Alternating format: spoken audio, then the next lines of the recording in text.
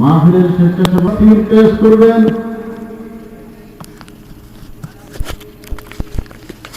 আন্তর্জাতিক খ্যাতি সম্পন্ন মুফাসসিরে কোরআন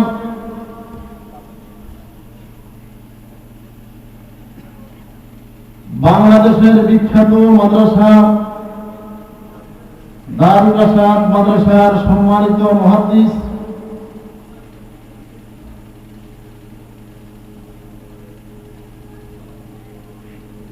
শত শত লিখনির কলম সৈনিক বাংলাদেশ, ভারত, পাকিস্তান ভিত্তিক উলামায়ে কেরামের খুতুবাতের বঙ্গানুবাদক আল্লামা উমায়ের কুব্বারি সাহেব বারাকাল্লাহু ফি হায়াতিহি। আল্লামা উমায়ের কুব্বারি সাহেব বারাকাল্লাহু ফি হায়াতিহি। আমি হযরতকে তার গুরুত্বপূর্ণ তাকরীর পেশ করার জন্য বিনীতভাবে অনুরোধ জানাচ্ছি। আসসালামু আলাইকুম ওয়া রাহমাতুল্লাহি ওয়া বারাকাতুহু।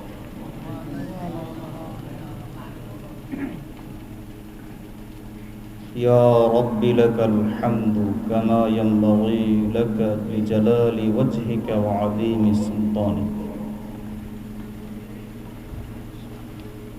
আল্লাহুম্মা সাল্লি ওয়া সাল্লিম আলা মুহাম্মাদিন ওয়া আলা আলিহি ওয়া আসহাবিহি ওয়া বারিক। আম্মা বা'দ। فأعوذ بالله من الشيطان الرجيم. بسم الله الرحمن الرحيم.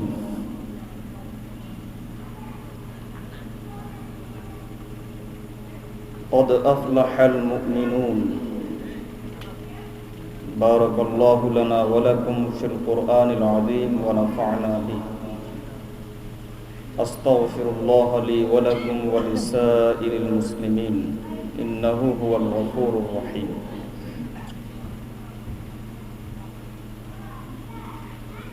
পাঁচপাড়ার যুব সমাজ ও এলাকাবাসীর উদ্যোগে আয়োজিত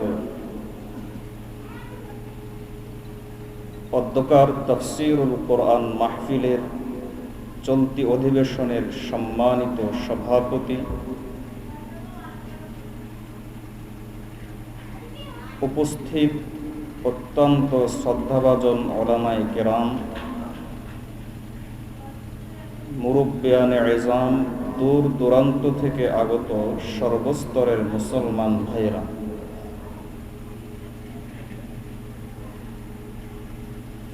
নিকট অতীতের অন্যতম একজন বুজুর্গ সৈয়দ আবুল হাসান আলী নদভী রহমতুল্লাহ আলাইহি তিনি লিখেছেন, দুনিয়ার মধ্যে যত কিছু আছে সব কিছুতেই আসল আছে এবং ভেজাল আছে।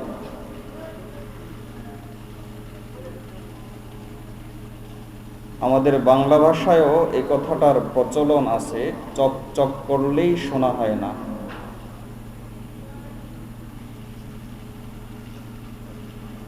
দৃষ্টান্ত হিসাবে উল্লেখ করা যায়, আপনারা যারা চিড়িয়াখানায় গিয়েছেন তারা দেখবেন সেখানে বাঘ আছে, আবার ঠিক অনুরূপ বাঘ ঢাকার জাদুঘরেও আছে। ঢাকার জাদুঘরে যেই বাঘটা, সেই বাঘটার কাছে যাওয়া যায়, তাকে ধরা যায়, ছোঁয়া যায়। পক্ষান্তরে চিড়িয়াখানার যেই বাঘটা, তাকে ধরা যায় না, ছোঁয়া যায় না। কেন? জাদুঘরের বাঘটা হলো আসল নয়, নকল। আর চিড়িয়াখানার বাঘটা হলো আসল।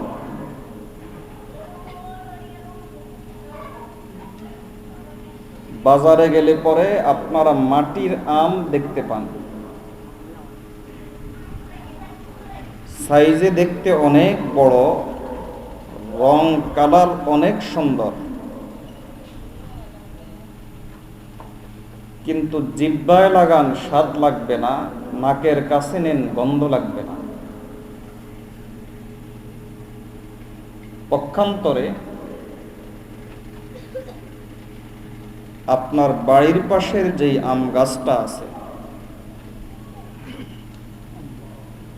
ওই আম গাছের আমগুলো অনেক ছোট, কিন্তু জিহ্বায় লাগান স্বাদ লাগবে, নাকের কাছে নেন গন্ধ লাগবে। পার্থক্যটা কোথায়? একটা হলো আসল আম আর আরেকটা হলো নকল আম।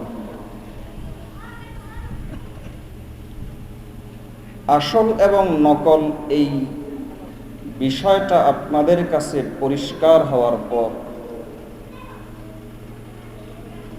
আশা করি আমরা সকলেই অনুমান করতে পেরেছি, অনুভব করতে পেরেছি দুনিয়ার সব কিছুতেই আসল আছে এবং নকল আছে।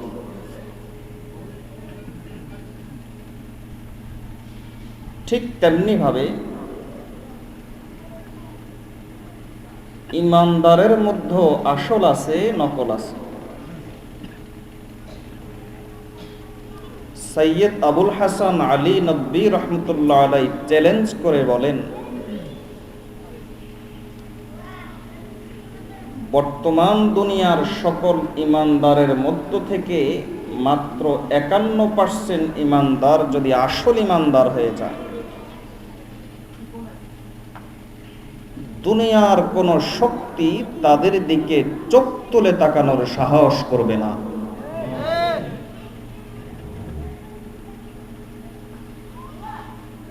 আসল ইমানদার কারা আর নকল ইমানদার কারা, এই বিষয়টা নবী মুহাম্মদুর রাসূলুল্লাহ সাল্লাল্লাহু আলাইহি ওয়াসাল্লাম একটা হাদিসের মাধ্যমে বোঝান। নবী মুহাম্মদুর রাসূলুল্লাহ সাল্লাল্লাহু আলাইহি ওয়াসাল্লাম বলেন,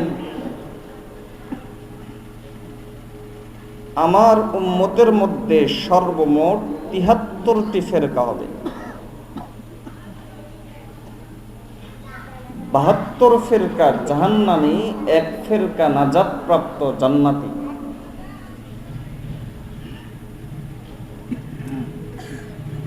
বাহাত্তর ফেরকা জাহান্নামী কেন? কারণ এরা মুমিন হয়েও, নবীজির উম্মত হয়েও আসল উম্মত নয়, নকল মুমিন, নকল উম্মত। পক্ষান্তরে এক ফেরকা জান্নাতি কেন? কারণ এটা আসল মুমিন।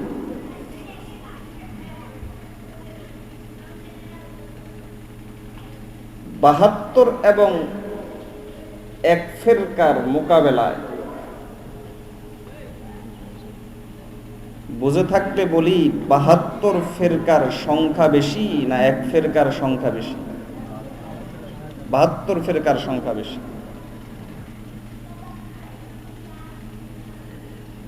যারা মুমিন, প্রকৃত মুমিন, আল্লাহ তাদেরকেই কবুল করে নেন।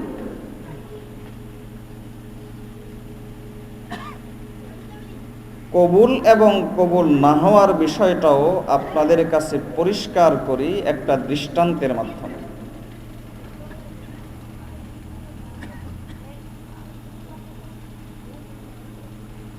আমার একজন সাথী, তার 3 বোন। 2 বোন তুলনামূলক সুন্দর কম, 1 বোন তুলনামূলক সুন্দরী বেশি। পরিবারের পক্ষ থেকে আশঙ্কা ছিল যে এই 2 বোনের বিয়ে দিতে কষ্ট হবে। বাস্তবেও তাই হয়েছে। সুন্দরী বোনটার ব্যাপারে তাদের এই ধারণা ছিল যে একে বিয়ে দিতে কোনো প্রকার টোকো লাগবে না। বাস্তবেও তাই হয়েছে। কিন্তু আল্লাহর হুকুমে যেই 2 বোন বেশি সুন্দর নয় এবং যে বোনটি বেশি সুন্দরী, দাম্পত্য জীবনে, পারিবারিক জীবনে তাদের অবস্থা হয়েছে এই, ওই সুন্দরী বোনটা তার স্বামীর কাছে থাকতে পারল না।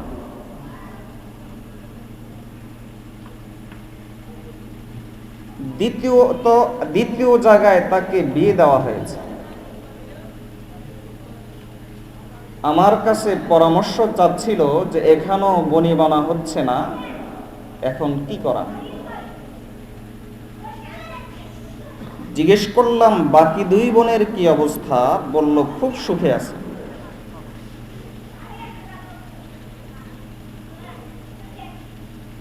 আসল বিষয়টা কি?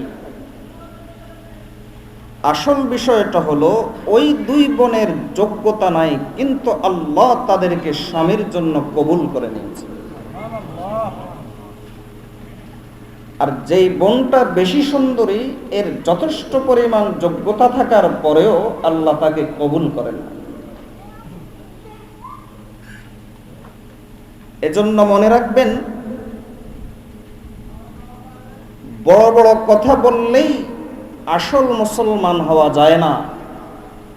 টিভিতে একটা লেকচার দিয়ে দিলেই আলেম হওয়া যায় না। আলেম তাকেই বলা হয় যাকে আল্লাহ কবুল করেন।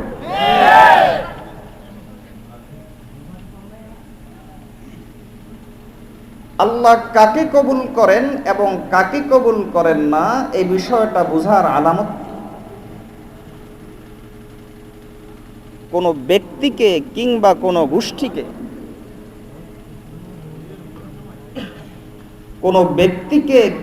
কোনো গোষ্ঠীকে আল্লাহ কবুল করেছেন কিংবা কবুল করেন নাই, এই বিষয়টা বোঝার আলামত কি? আমার শেখ ও মুর্শিদ মাহবুবুল উলামা হযরত পীর জুলফিকার আহমদ নকশবন্দি দামত বারাকাতুহুম বলেন, আল্লাহ কাউকে কবুল করেছেন কিনা এটা বোঝার আলামত হলো 4টা। এই 4টা আলামত যদি আমার মাঝে পাওয়া যায়, তাহলে বুঝে নিতে হবে আল্লাহ আমাকে কবুল করেছেন।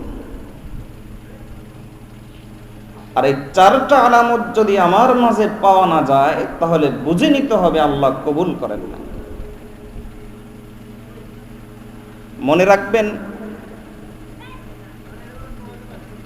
ঈমান নামক এত দামি সম্পদ আল্লাহ আমাদেরকে দিয়েছেন, আল্লাহর কাছে দরখাস্ত করেছি না বিনা দরখাস্তে?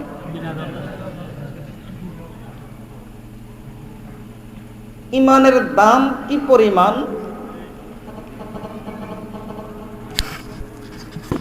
হাদিস শরীফে নবী মুহাম্মদুর রাসূলুল্লাহ সাল্লাল্লাহু আলাইহি ওয়াসাল্লাম বলেন,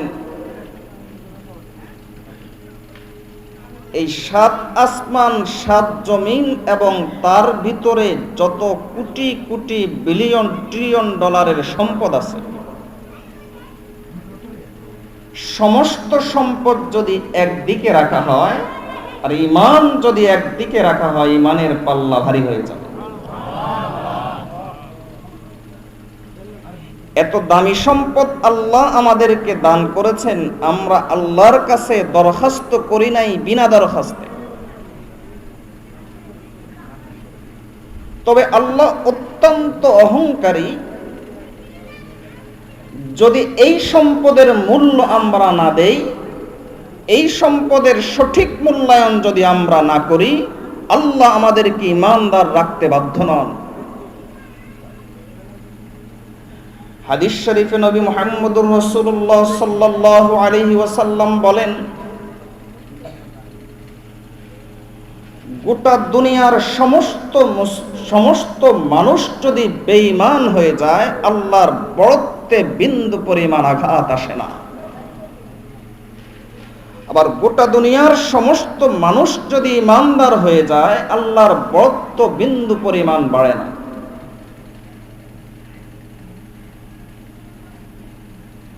এজন্য আসল মুমিন এবং নকল মুমিন চিনে আল্লাহ আমার ঈমানকে কবুল করেছেন কিনা এটা বুঝার এবং এটা চিন্তা করার সময় এসেছে। কারণ আমরা নবী মুহাম্মদুর রাসূলুল্লাহ সাল্লাল্লাহু আলাইহি ওয়াসাল্লামের যুগের কাছাকাছি না অনেক দূরে, অনেক দূরে। তিন যুগ সম্পর্কে নবী মুহাম্মদুর রাসূলুল্লাহ সাল্লাল্লাহু আলাইহি ওয়াসাল্লাম সার্টিফিকেট দিয়েছেন, এই তিন যুগ ভালো। এই তিন যুগের মানুষ সম্পর্কে নবী মুহাম্মদুর রাসূলুল্লাহ সাল্লাল্লাহু আলাইহি ওয়াসাল্লাম বলেছেন তামুসুন নার, এদেরকে জাহান্নামের আগুন স্পর্শ করবে না। এই তিন যুগের পরে সাহাবী যুগ, তাবিঈ যুগ, তবে তাবিঈ যুগের পরে উম্মতের মধ্যে ফিতনা আছে, উম্মতের মধ্যে ফিতনা ছিল, কিয়ামত পর্যন্ত আসতে থাকে। তো আমার দায়িত্ব হলো আমাকে আমার ঈমান নিয়ে আল্লাহর কাছে কবুল হতে হবে। আল্লাহ যাকে কবুল করে নেন তাদেরকে পরিভাষায় আহলুস সুন্নাতি ওয়াল জামাআত বলা হয়। হযরত আলী রাদিয়াল্লাহু তাআলা আনহু বলেন, আমরা সাহাবায়ে কেরাম আমাদের নিজেদেরকে পরিচয় দিতাম আহলুস সুন্নাতি ওয়াল জামাআত বলে।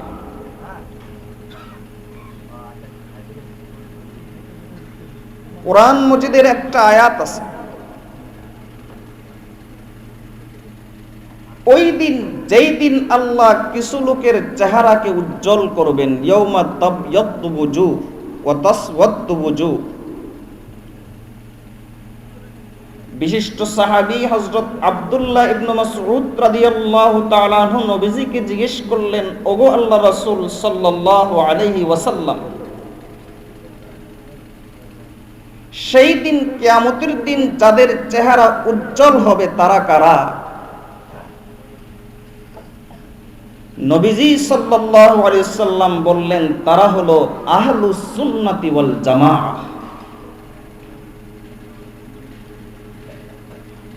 সুতরাং আল্লাহ যাদেরকে কবুল করে নেন তাদের নাম আহলে হাদিস নয়, তাদের নাম হলো আহলুস সুন্নাহ। নবীজি কবুল করার দলের নাম দিয়েছেন আহলুস সুন্নাহ, নাজাতপ্রাপ্ত দলের নাম দিয়েছেন আহলুস সুন্নাহ, এক ফিরকা জান্নাতি দলের নাম দিয়েছেন আহলুস সুন্নাহ। যারা নবীজির নাম দেওয়া নামটাকে পছন্দ করে না, নিজেদের পরিচয় দেয় আহলে হাদিস, তারা আল্লাহর কাছে গ্রহণযোগ্য হতে পারে না।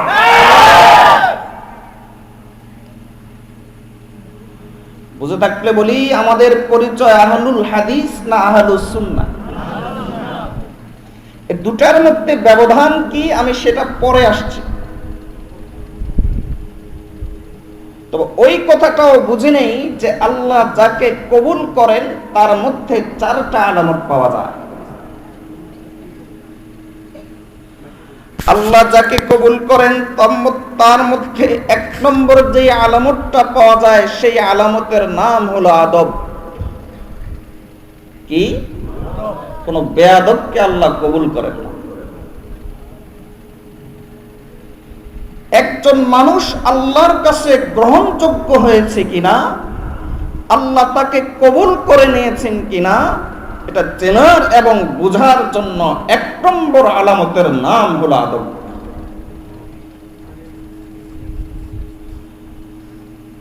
সমস্ত মানুষ নয়, শুধু সমস্ত নবীকুলের মধ্যে শ্রেষ্ঠ হলেন আমাদের নবী মুহাম্মদুর রাসূলুল্লাহ সাল্লাল্লাহু আলাইহি ওয়াসাল্লাম। আমাদের নবী মুহাম্মদুর রাসূলুল্লাহ সাল্লাল্লাহু আলাইহি ওয়াসাল্লাম তিনি সহ যত নবী এসেছেন, সমস্ত নবী এসেছেন এই ইসলাম ধর্মটাকে পরিপূর্ণ করার জন্য, কমপ্লিট করার জন্য। নবী মুহাম্মদ রাসূলুল্লাহ সাল্লাল্লাহু আলাইহি ওয়াসাল্লামের পরে সম্মানিত হলেন সাহাবায়ে কেরাম। সাহাবায়ে কেরামকে দিয়ে আল্লাহ এই দ্বীনটাকে, এই ধর্মটাকে প্রচার করিয়েছেন, দুনিয়ার আনাচে কানাচে পৌঁছে দিয়েছেন। বুঝে থাকলে বলি, নবীগণ এই দ্বীনকে কি করার জন্য এসেছেন? পরিপূর্ণ করার জন্য। সাহাবায়ে কেরাম এই দ্বীনকে কি করেছেন? প্রচার করেছেন। মুজতাহিদ ইমাম তথা ইমাম আবু হানিফা রহমতুল্লাহ আলাইহি, ইমাম মালিক রহমতুল্লাহ আলাইহি, ইমাম শাফিঈ রহমতুল্লাহ আলাইহি, ইমাম আহমদ রহমতুল্লাহ আলাইহি এই দ্বীনকে আমাদের কাছে সহজ করে পেশ করেছেন। একদল করেছেন দ্বীনকে পরিপূর্ণ, যাদের নাম হলো নবীগণ।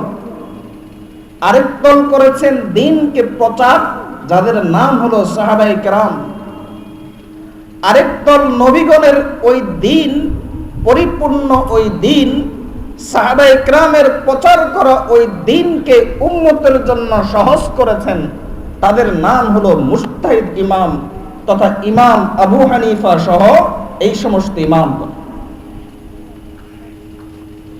এ কারণেই মুসলমানদের কাছে এই 1400-1500 বছর পর্যন্ত নবীগণ সম্মানিত, সাহাবায়ে কেরাম সম্মানিত, মুজতাহিদ ইমামগণ সম্মানিত।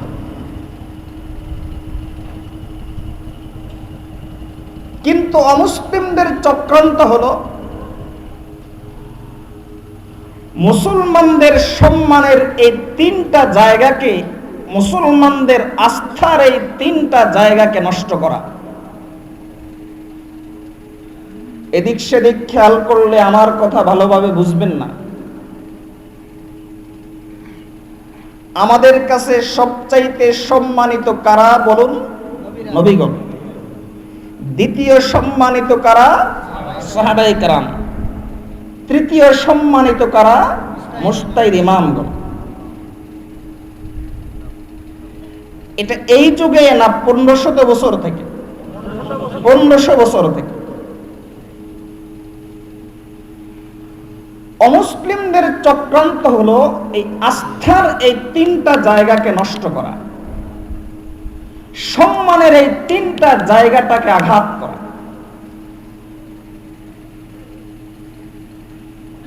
এই তিনটা জায়গাতে আঘাত করার জন্য নবীগণের পরিপূর্ণ দ্বীনের উপর আঘাত করে একটা দল তৈরি করেছে, নাম দিয়েছে আহমদিয়া মুসলিম জামাত। আমরা জানি আহমদিয়া মুসলিম জামাত আসলেই মুসলমান না কাদিয়ানি? কাদিয়ানি।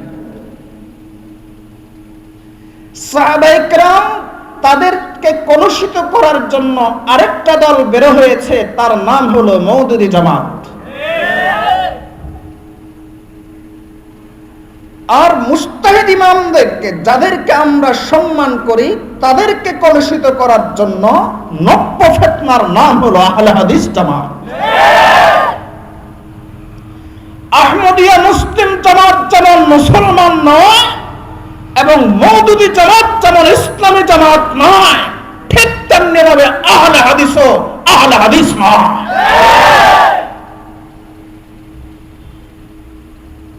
আমাদের আস্থার জায়গাগুলোকে নষ্ট করা।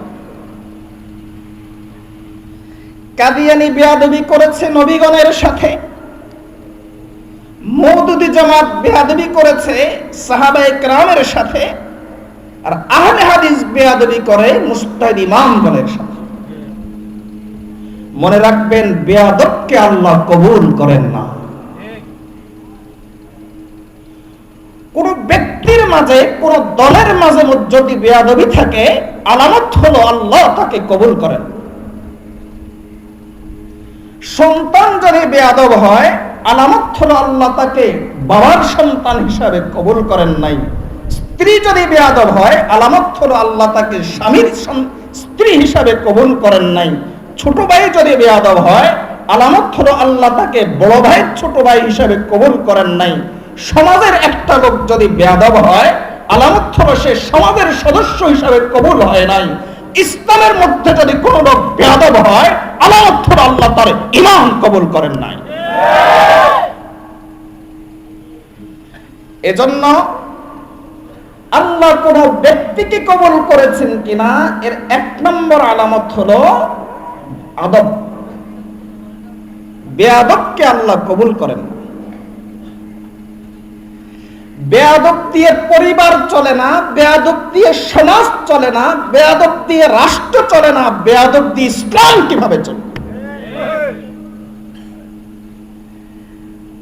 সমাজের মধ্যে অস্ত্রবাজি করে কোন ছেলেগুলা? যেগুলো বেয়াদব।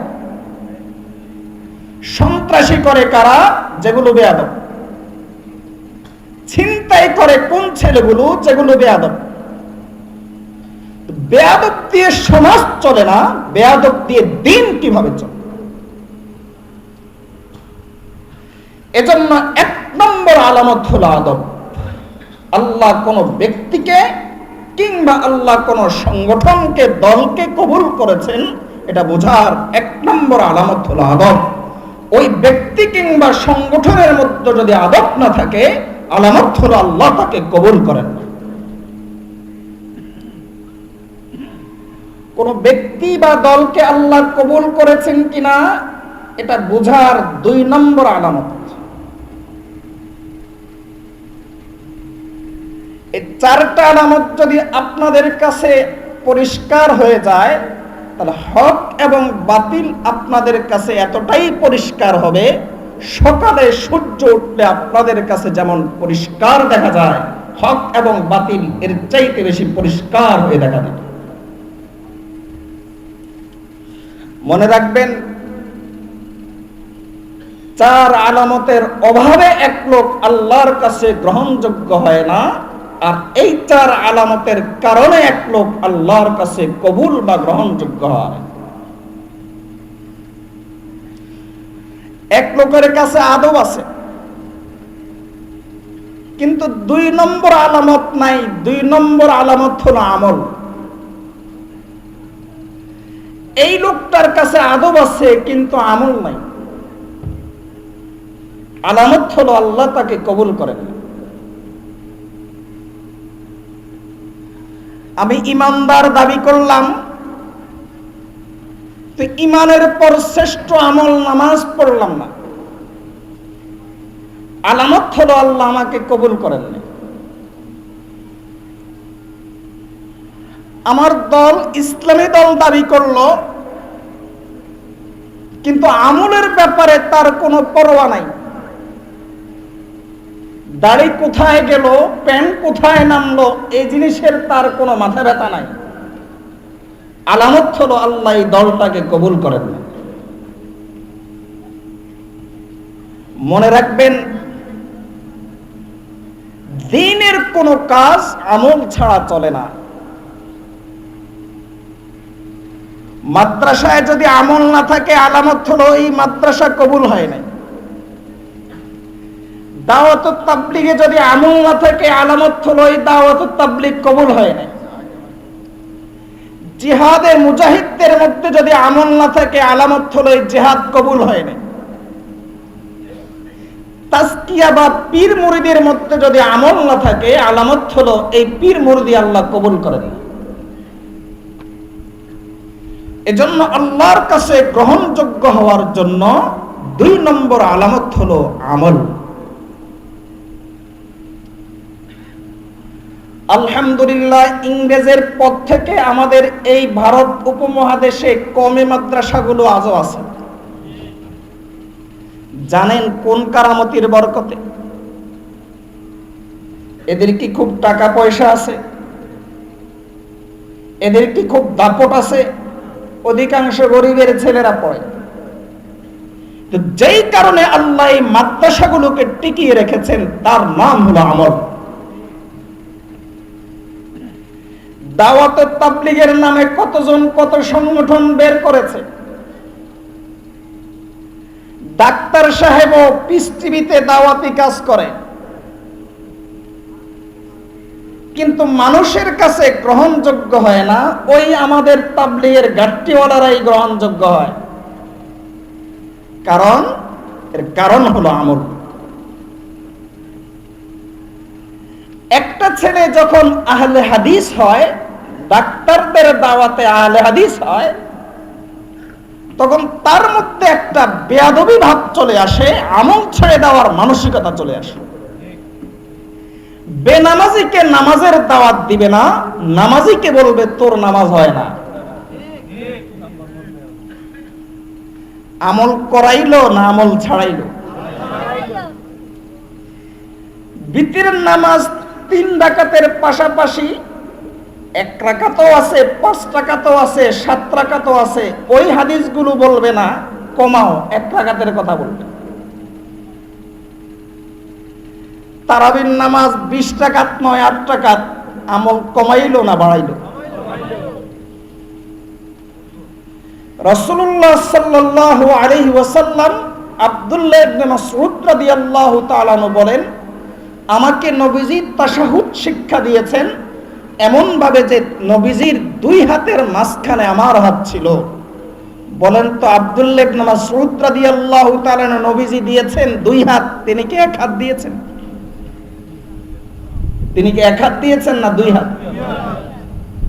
আরে তোমার ডাক্তার বেয়াদব হতে পারে, তোমার আব্দুর রাজ্জাক বিন ইউসুফ বেয়াদব হতে পারে, রাসূলের সাহাবী তো বেয়াদব নয়।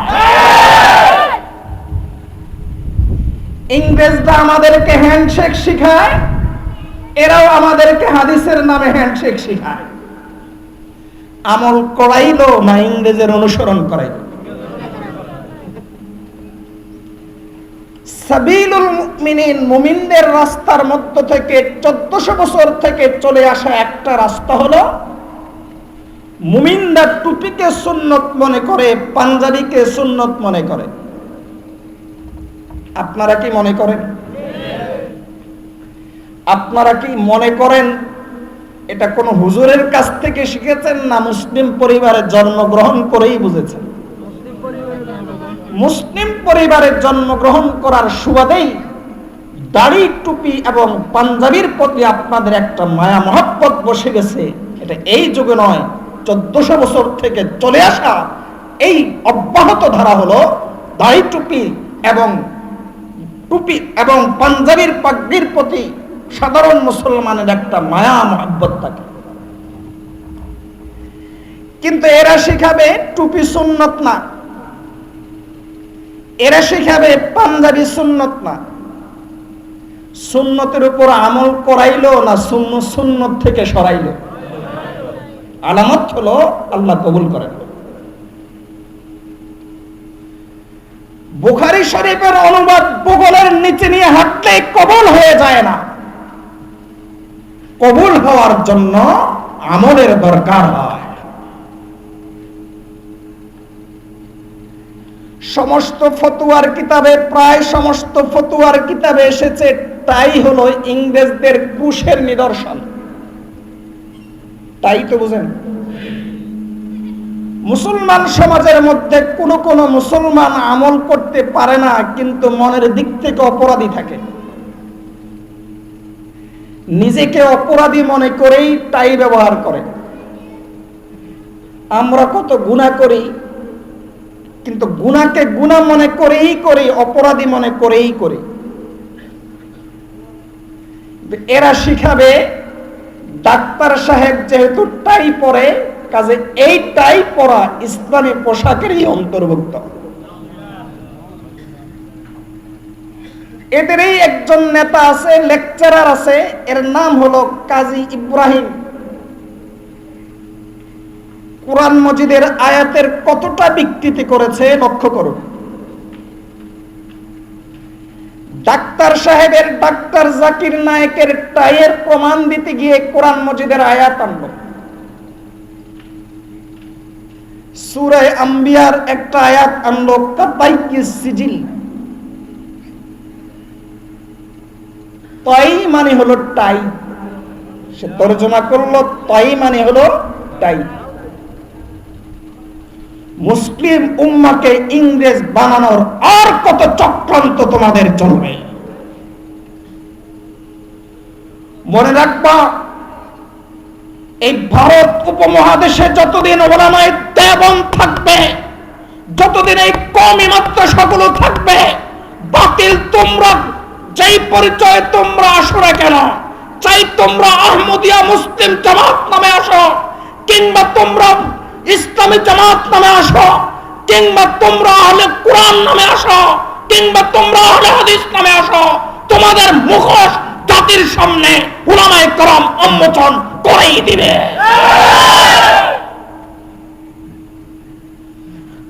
আমাদেরকে সকল ফিতনা থেকে বেঁচে থাকার তৌফিক দান করুন। আমল ছাড়া জিহাদ চলে না, আমল ছাড়া তাবলীগ চলে না, আমল ছাড়া ইসলামী সংগঠন চলে না, আমল ছাড়া পীর মুরিদি চলে না, আমল ছাড়া আল্লাহর কাছে গ্রহণযোগ্য হওয়া যায় না। এজন্য আল্লাহ কবুল করেছেন কিনা এর 2 নম্বর আলামত হলো আমল। ব্যক্তি কিংবা সংগঠনের মধ্যে যদি আমলের অভাব দেখেন, চোখ বন্ধ করে বলে দিবেন যে এই আলামত, এই ব্যক্তি কিংবা সংগঠনকে আল্লাহ কবুল করেন। আমাদের এই সিন্ধু প্রদেশ জয় করেছিলেন মুহাম্মদ ইবনে কাসিম রাহমাতুল্লাহ আলাইহি।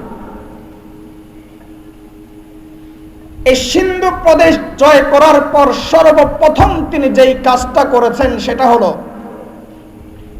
স্থানে স্থানে জায়গায় জায়গায় তিনি মসজিদ করেছেন। তারপর তিনি এক প্রশ্নের জবাবে তার এক সহচরকে বলেছেন, আমি এই মসজিদগুলো করেছি কেন জানো? আমি এই কথা বোঝাতে চাই, মুসলমানরা যতদিন এই মসজিদের সাথে সম্পর্ক রাখবে ততদিন তারা এই দেশকে ধরে রাখতে পারবে। আর যদি তাদের সম্পর্ক এই মসজিদের থেকে তাদের সম্পর্ক দূরে সরে যায় তাহলে এই দেশ তাদের থাকবে না। তাহলে মুসলমানদের সমস্ত কিছু নির্ভর করে আমলের উপর।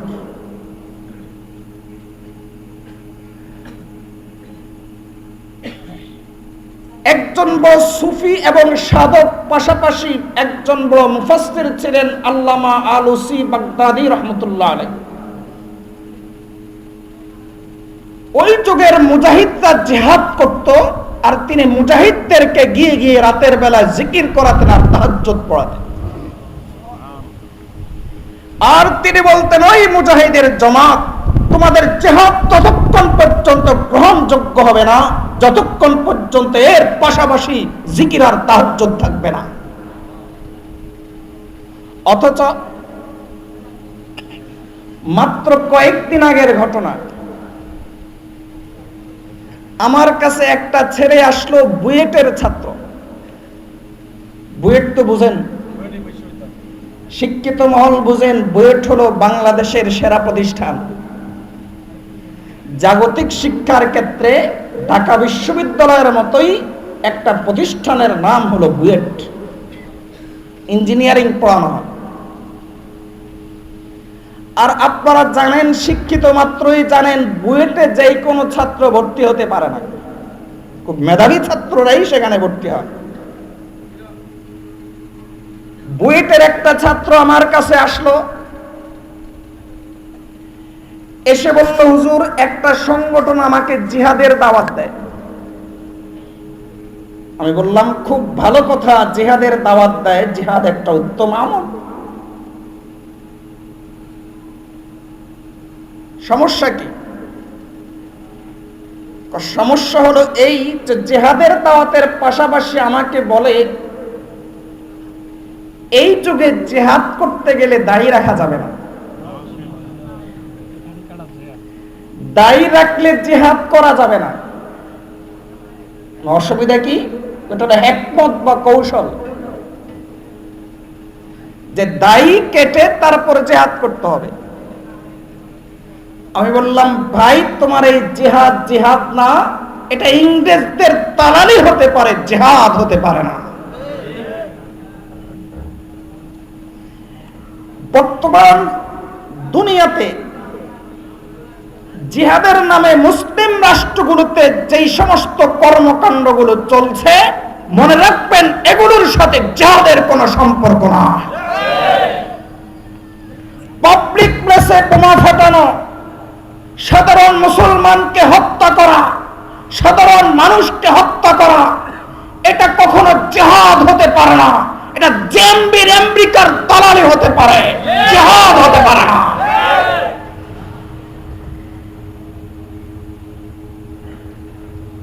জিহাদ করতে হলো আমল লাগবে, রাতের তাহাজ্জুদ লাগবে, আল্লাহর কাছে কান্নাকাটি লাগবে, জিকির লাগবে, আমল লাগবে। এজন্য আল্লাহ কোন ব্যক্তিকে কোন সংগঠনকে কবুল করেছেন কিনা এর 2 নম্বর আলামত হলো আমল। আল্লাহ কোন ব্যক্তিকে কিংবা সংগঠনকে কবুল করেছেন কিনা এর 3 নম্বর আলামত, এক ব্যক্তির কাছে আদবও আছে, আমলও আছে, তবু চূড়ান্ত সিদ্ধান্ত নেওয়া যাবে না যে আল্লাহ তাকে কবুল করেছে, বরং তার জন্য 3 নম্বর এবং 4 নম্বর আলামতেরও দরকার হয়। 3 নম্বর আলামতের নাম হলো তাকওয়া বা আল্লাহভীতি। কোরআন মাজিদে আল্লাহ পরিষ্কার ভাষায় বলেছেন, ইন্নামা ইয়াতাকাব্বালুল্লাহু মিনাল মুত্তাকিন। আল্লাহ শুধুমাত্র তাদেরকেই কবুল করেন যারা আল্লাহকে ভয় করে। তাকওয়া কি জিনিস? জুন্নুন মিসরি রাহমাতুল্লাহ আলাইহি আমাদের নকশবন্দি সিলসিলার একজন বুজুর্গ, তিনি বলেন, আমার অন্তরের মাঝে লুকায়িত কথাগুলো যেগুলো আমি কল্পনা করি, সেগুলোকে যদি মানুষের সামনে প্রকাশ করে দেওয়া হয়, আর এই প্রকাশ হয়ে যাওয়ার কারণে যদি আমাকে লজ্জিত হতে না হয়, তাহলে বোঝা যাবে যে আমার অন্তরে তাকওয়া আছে। আশা করি বুঝেছেন। আমার অন্তরের কল্পনাগুলোকে যদি আমি মানুষের সামনে প্রকাশ করি আর এর কারণে যদি আমাকে লজ্জিত হতে না হয়, বোঝা যাবে যে আমার অন্তরে তাকওয়া আছে। মনে রাখবেন, দুনিয়ার যত অপরাধ আছে কোন অপরাধেই এই হাতিয়ার ছাড়া দমন করা যায় না। সকল অপরাধ, রাতের অন্ধকারের অপরাধ হোক আর দিনের আলোর অপরাধ হোক, সকল অপরাধের দমনের একমাত্র চূড়ান্ত ব্যবস্থার নাম হলো তাকওয়া, আল্লাহর ভয়। ইফটিজিং বন্ধের জন্য আমাদের সরকার ব্যবস্থা নিয়ে থাকে, সকল সরকারই ব্যবস্থা নিয়ে থাকে। ইফটিজিং বন্ধ হয় না আরো বেশি চলে? দুর্নীতি দমন করার জন্য দুর্নীতি দমন কমিশন আছে, দুর্নীতি দমন ব্যুরো আছে। দুর্নীতি কমে না দুর্নীতি বাড়ে? কিসের অভাবে? তাকওয়া। ধর্ষণ দমনের জন্য নতুন নতুন আইন হয়, কিন্তু তরুরা এখনো হত্যা হয়। কিসের অভাবে? আল্লাহর ভয়। আল্লাহর ভয় ছাড়া সমাজ থেকে দুর্নীতি দমন করা যাবে না, ইফতিজিং দূর করা যাবে না। আল্লাহর ভয় মসজিদে শেখানো হয়, মাদ্রাসায় শেখানো হয় না স্কুল কলেজে শেখানো হয়? কোথায় শেখানো হয়? আমি এই কথা বলি না যে জাগতিক শিক্ষাগুলো লাগবে না। মুসলমানদের প্রয়োজন যতগুলো শিক্ষা আছে সব শিক্ষাই দরকার আছে। তবে আমাদের পরিস্থিতি হয়ে গেছে এরকম, ইংরেজদের দেওয়া এই শিক্ষা ব্যবস্থা আমাদের ছেলেদেরকে ডাক্তার তো বানাতে পারে কিন্তু কোরআন শিখাইতে পারে না। আমাদের মেয়েদেরকে তো এয়ার হোস্টেস বানাইতে পারে, মেয়েদেরকে তো বিমানের প্যাসেঞ্জারের সেবা শিখাইতে পারে, শ্বশুর শাশুড়িকে খুশি কিভাবে করতে হয় এটা শিখাইতে পারে না। কিসের অভাবে? যেই জিনিসটার অভাবে সেই জিনিসটা হলো আল্লাহর ভয়। এজন্য মনে রাখবেন, আল্লাহর ভয় যে প্রতিষ্ঠানগুলোতে শেখানো হয় সেই প্রতিষ্ঠানেই মূলত দেশের সুনাগরিক তৈরি করে, আর যেই প্রতিষ্ঠানে আল্লাহর ভয় শেখানো হয় না সেই প্রতিষ্ঠান দেশের সুনাগরিক, সেই প্রতিষ্ঠানে দেশের সুনাগরিক কখনোই তৈরি হতে পারে না। কাজেই যারা কওমি মাদ্রাসার বিরুদ্ধে চক্রান্ত করে, কওমি মাদ্রাসা বন্ধের কথা বলে, এটা দেশের শত্রু, ইসলামের শত্রু, ইমানের শত্রু, জনগণের শত্রু। আল্লাহ আমাদেরকে এই বিষয়টা বুঝার তৌফিক দান করুন। হযরত ওমর রাদিয়াল্লাহু তাআলা আনহু একদিন সফরে বের হলেন, মরুভূমির সফর। ক্ষুধা লেগে গেল, চোখ বুলিয়ে দেখলেন একটা রাখাল কিছু বকরি চড়াচ্ছে। ওমর রাদিয়াল্লাহু তাআলা আস্তে আস্তে তার কাছে গেলেন, রাখালকে প্রস্তাব দিলেন, তোমার বকরি থেকে আমার জন্য কিছু দুধের ব্যবস্থা করো, ক্ষুধা লেগেছে। রাখাল বিনয়ের সাথে উত্তর দিল, আপনি কে? আপনাকে আমি চিনি না, তবে সমস্যাটা হলো এই বকরিগুলোর মালিক আমি নই। কে এই বকরিগুলোর মালিক? আমার মালিক এই বকরিগুলোর মালিক, তার অনুমতি ছাড়া আপনাকে দুধ দিতে পারবো না। ওমর রাদিয়াল্লাহু তাআলার একটা অভ্যাস ছিল একটু বাজিয়ে দেখা, তাই তিনি রাখালকে প্রস্তাব দিলেন, রাখাল একটা কাজ করো, আমার এই প্রস্তাবটা মানলে তোমারও লাভ আমারও লাভ। প্রস্তাবটা হলো এই, তুমি এই বকরিগুলোর থেকে একটা দুধালো বকরি আমার কাছে বিক্রি করে দাও। আমার লাভ হবে এই যে আমি এখান থেকে দুধ দহন করতে পারবো, নিজের ক্ষুধা নিবারণ করতে পারবো। তোমার লাভ হবে হলো এই যে তুমি তোমার মালিকের কাছে বলে দিবে একটা বকরি বাঘে খেতে ফেলেছে। আর প্রতিদিন দুই একটা ঘটনা, বাঘে খাওয়ার দুই একটা ঘটনা ঘটেই থাকে। অপরদিকে তুমি মালিকের একজন বিশ্বস্ত গোলাম, মালিক তোমার কথা অবিশ্বাস করবে না, বিশ্বাস করে নেবে। কাজেই তোমারও সুবিধা হলো, আমারও সুবিধা হলো। রাখাল উত্তর দিল, ইয়া হাযা ফাআইনাল্লাহ, হে অমুক, আপনি কে? আপনাকে আমি চিনি না, কিন্তু আমি আপনাকে জিজ্ঞেস করতে চাই, তাহলে আল্লাহ কোথায় আছে? রাখাল দুধ নিয়ে যে দুর্নীতি করতে পারলো না, পুলিশের ভয়ে না আল্লাহর ভয়ে? শুধু রাখাল কেন, যদি আল্লাহর ভয় অন্তরে ঢুকে যায়, রাখাল থেকে শুরু করে দেশের সর্বোচ্চ আসন পর্যন্ত যদি আল্লাহর ভয় যদি ঢুকে যায়, তাহলে দেশ একটা সোনালী দেশে পরিণত হবে। এজন্য আল্লাহ কাউকে কবুল করেছেন কিনা, কিংবা কোন দলকে, সংগঠনকে কবুল করেছেন কিনা, এর ৩ নম্বর আলামত হলো আল্লাহর ভয়। এক ব্যক্তির কাছে আদবও আছে, আমলও আছে, আল্লাহর ভয়ও আছে, তবে তাওবার অভ্যাস নাই। আলামত হলো আল্লাহ তাকে কবুল করেন। এক ব্যক্তির কাছে আদবও আছে, আমলও আছে, আল্লাহর ভয়ও আছে। আবারও বলি, আদবও আছে, আমলও আছে, আল্লাহর ভয়ও আছে, কিন্তু কিসের অভাব? তওবার অভ্যাসের অভাব। আলামত হলো আল্লাহ তাকে কবুল করেন। এ বিষয়ে বিস্তারিত আমি বলবো না, আমি শুধু এই বিষয়ে এতটুকু বলতে চাই, আমাদের নবী মুহাম্মদুর রাসূলুল্লাহ সাল্লাল্লাহু আলাইহি ওয়াসাল্লাম জীবনে কোনো গুনাহ করেননি। করেছেন কোনো গুনাহ? না। আমাদের নবী মুহাম্মদুর রাসূলুল্লাহ সাল্লাল্লাহু আলাইহি ওয়াসাল্লাম জীবনে কোনো গুনাহ করেননি। কাজেই কিয়ামতের দিন আল্লাহ তাকে মাফ করুন, আল্লাহর ক্ষমার মুখাপেক্ষী বাহ্যিক দৃষ্টিতে তিনি নন, যদিও সকলেই আল্লাহর দয়ার মুখাপেক্ষী। কারণ গুনাহ থাকলেই তো ক্ষমা, ক্ষমাটা হলো অপরাধের জন্য। আমাদের জীবনে কি গুনাহ আছে?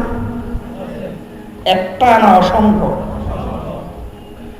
একটু হিসাব করে দেখুন, একটু কল্পনা করে দেখুন, আজকে সকাল থেকে এই পর্যন্ত আমরা কতটা গুনাহ করেছি।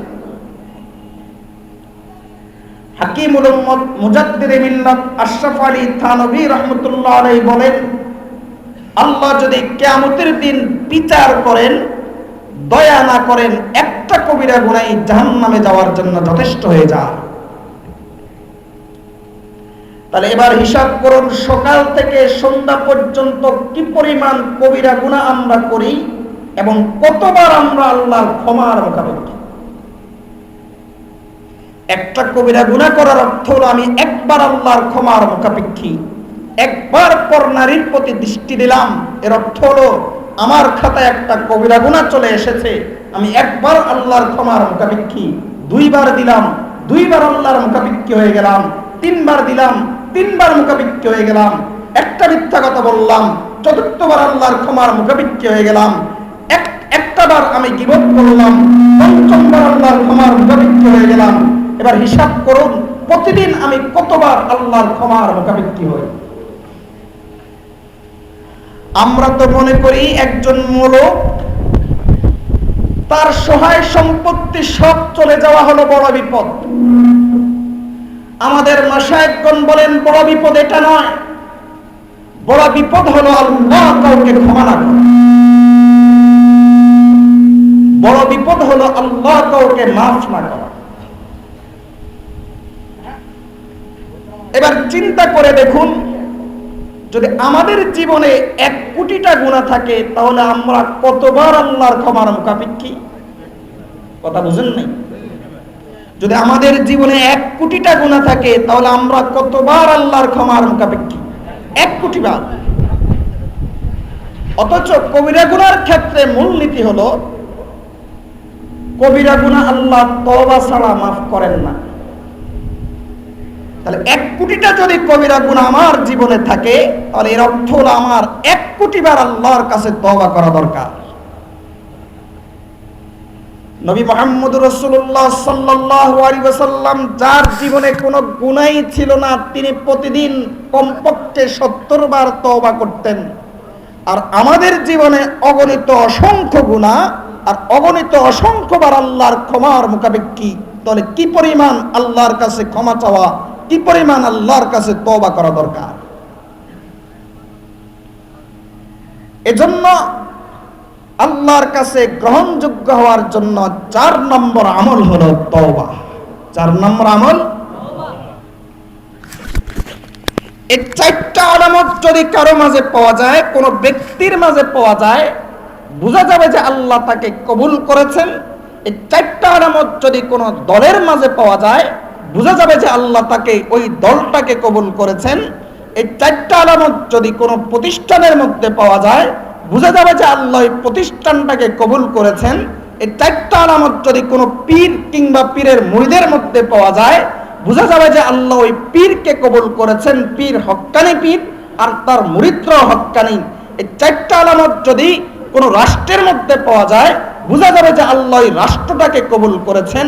মোট কথা এই 4টা আলামত যেখানেই পাওয়া যাবে সেই আল্লাহর কাছে হক এবং সত্য হিসাবে সাব্যস্ত হবে, আল্লাহর কাছে গ্রহণযোগ্য হিসাবে সাব্যস্ত হবে। তার পরিচয় হবে, ব্যক্তি হলে আহলুস সুন্নাহ ওয়াল জামাতের সদস্য, দল হলে আহলুস সুন্নাহ ওয়াল জামাত নামক দল। আর যদি সংগঠন হয় আহলুস সুন্নাহ ওয়াল জামাতের সংগঠন, তাবলীগ জামাত হলে আহলুস সুন্নাহ ওয়াল জামাতের জামাত, জিহাদের জামাত হলে আহলুস সুন্নাহ ওয়াল জামাতের জামাত, মাদ্রাসা হলে আহলুস সুন্নাহ ওয়াল জামাতের মাদ্রাসা। যেইখানেই থাকুক না কেন, আলামত হলো আল্লাহ তাকে কবুল করেছেন, সে আহলুস সুন্নাহ ওয়াল জামাতের অন্তর্ভুক্ত হয়ে গিয়েছে। এবার আসা যাক, আহলুস সুন্নাহ ওয়াল জামাতের অন্তর্ভুক্ত হয়ে গিয়েছে এটা তো বুঝলাম, আহলুস সুন্নাহ ওয়াল জামাতটা আবার কি জিনিস? ভূমিকাতে আমি বলেছি আমাদের পরিচয় আহলুল হাদিস না আহলুস সুন্নাহ? আমাদের পরিচয় হলো আহলুস সুন্নাহ। কথা যদি মনে থাকে তাহলে বলুন, এই পরিচয়টা আমরা দিয়েছি না আমাদের নবীজি দিয়েছেন?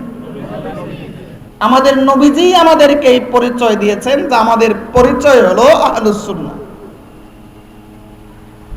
আহলুল হাদিস এবং আহলুস সুন্নাহর মধ্যে ব্যবধান কি? এই ব্যবধানটা বুঝতে হলে সুন্নাত এবং হাদিসের মধ্যে ব্যবধান বুঝতে হবে। একটা সময় ছিল এই কঠিন এবং জটিল কথাগুলো নিয়ে কথা বলার কোনো দরকার হতো না। আর এখন ফিতনা এতটাই বেড়ে গেছে, মানুষের ঘরে ঘরে এখন টেলিভিশন এতটাই চলে এসেছে, মানুষ এখন মাদ্রাসার মুফতি সাহেবকে মুফতি সাহেব মনে করে না, টেলিভিশনকেই মুফতি সাহেব মনে করে।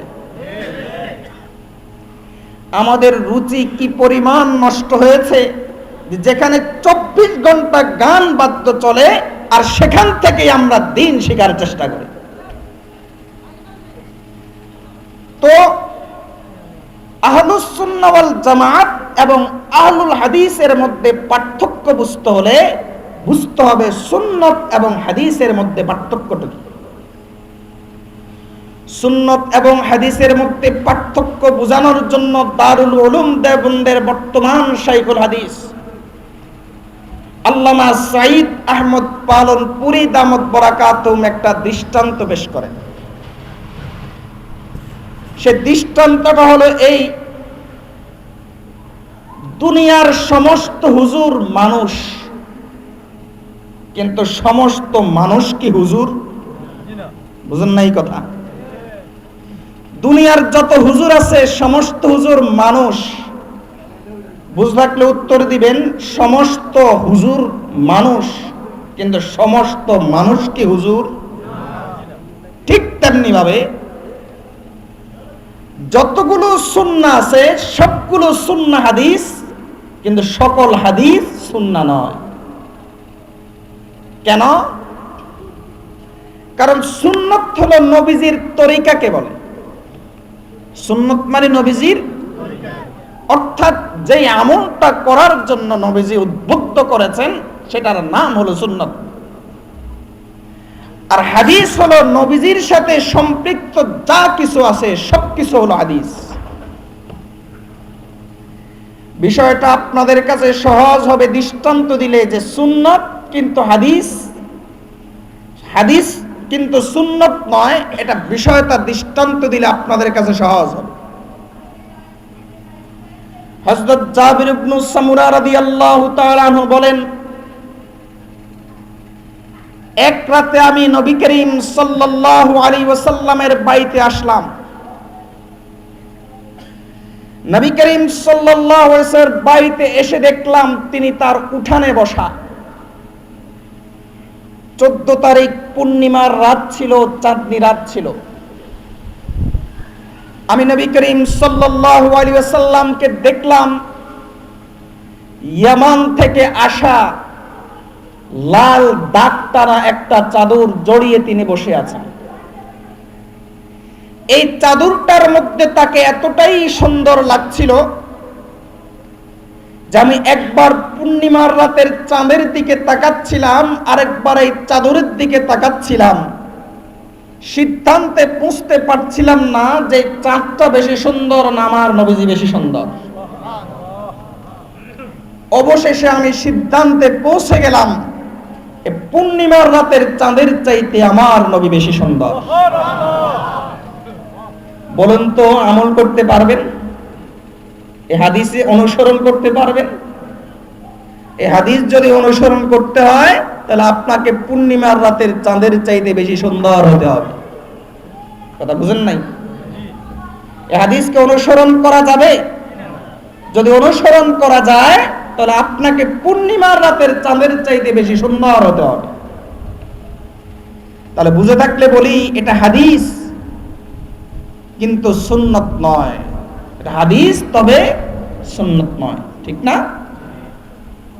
আরেকটা দৃষ্টান্ত দিই। নবী মুহাম্মদ রাসূলুল্লাহ সাল্লাল্লাহু আলাইহি ওয়াসাল্লাম বলেন, কিয়ামতের দিন আমি আমার গুনাহগার উম্মতের জন্য সুপারিশ করব। সমস্ত মানুষের মধ্য থেকে কিয়ামতের দিন হযরত আদম আলাইহিস সালাম লম্বায় একটু বড় হবেন, দীর্ঘ হবেন।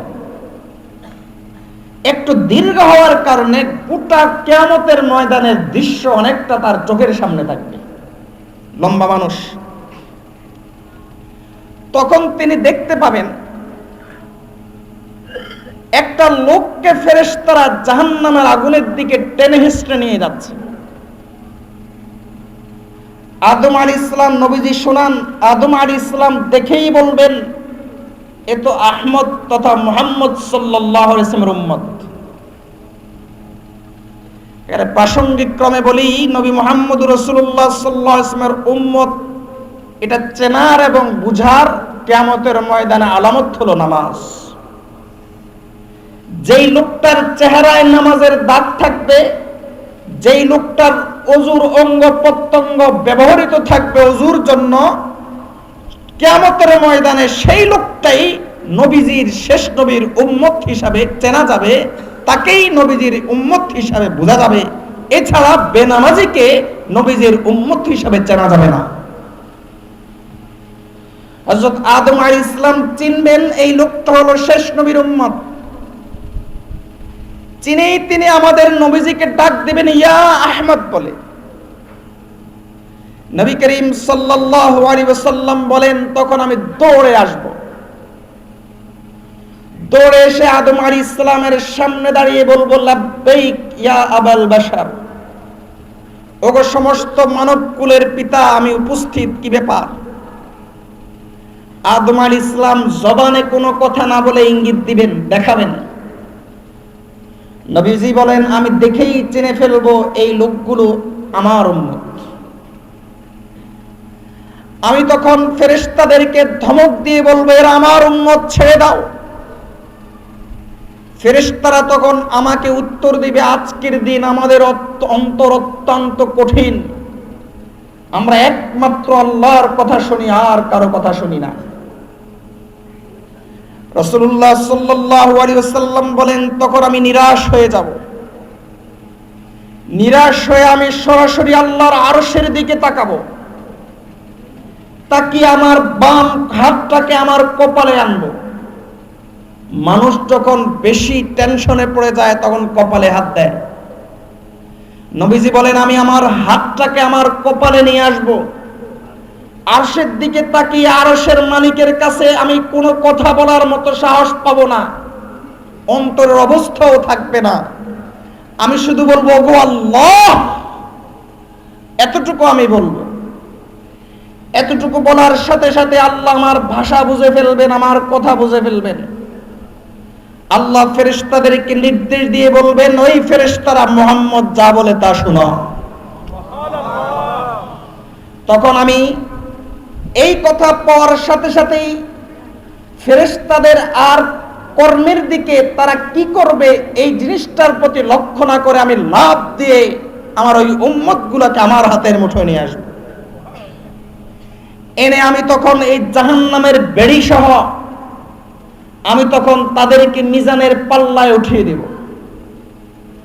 আর আমি আমার চাদরের নিচ দিয়ে শাহাদাত আঙ্গুলটাকে চুপি চুপি বের করে তারপর ওই দাড়ি পাল্লাটাকে একটা আস্তে করে চাপ দেব। আমার আঙ্গুলের চাপ পেয়ে সাথে সাথেই পাল্লাটা ভারী হয়ে যাবে।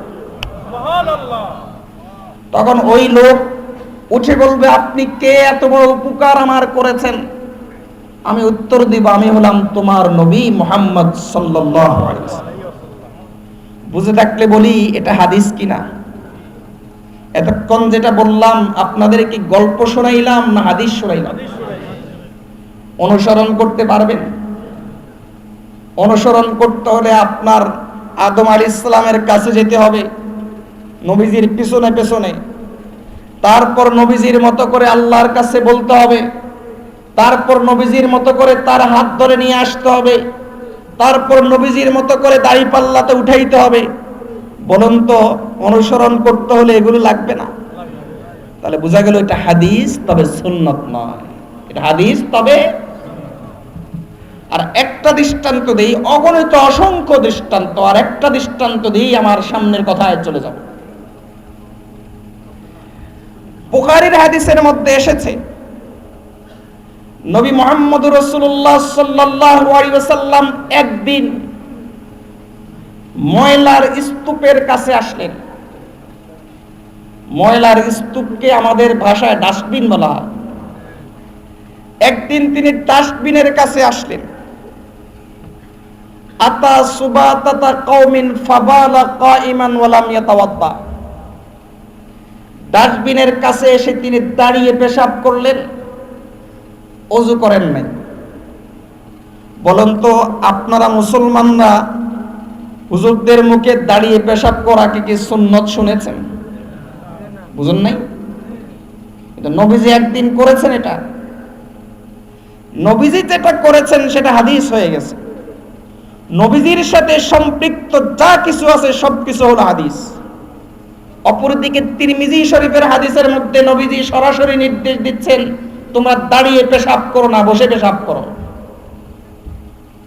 তাহলে বুখারীর এই হাদিসটা হাদিস, তবে সুন্নত নয়। পক্ষান্তরে তিরমিজির ওই হাদিসটা হাদিস ও সুন্নত। এভাবে আশা করি বুঝেছেন, দুনিয়ার সকল সুন্নত হাদিস, তবে সকল হাদিস সুন্নত নয়। এতটুকু কথা থেকে আশা করি এটাও বুঝেছেন।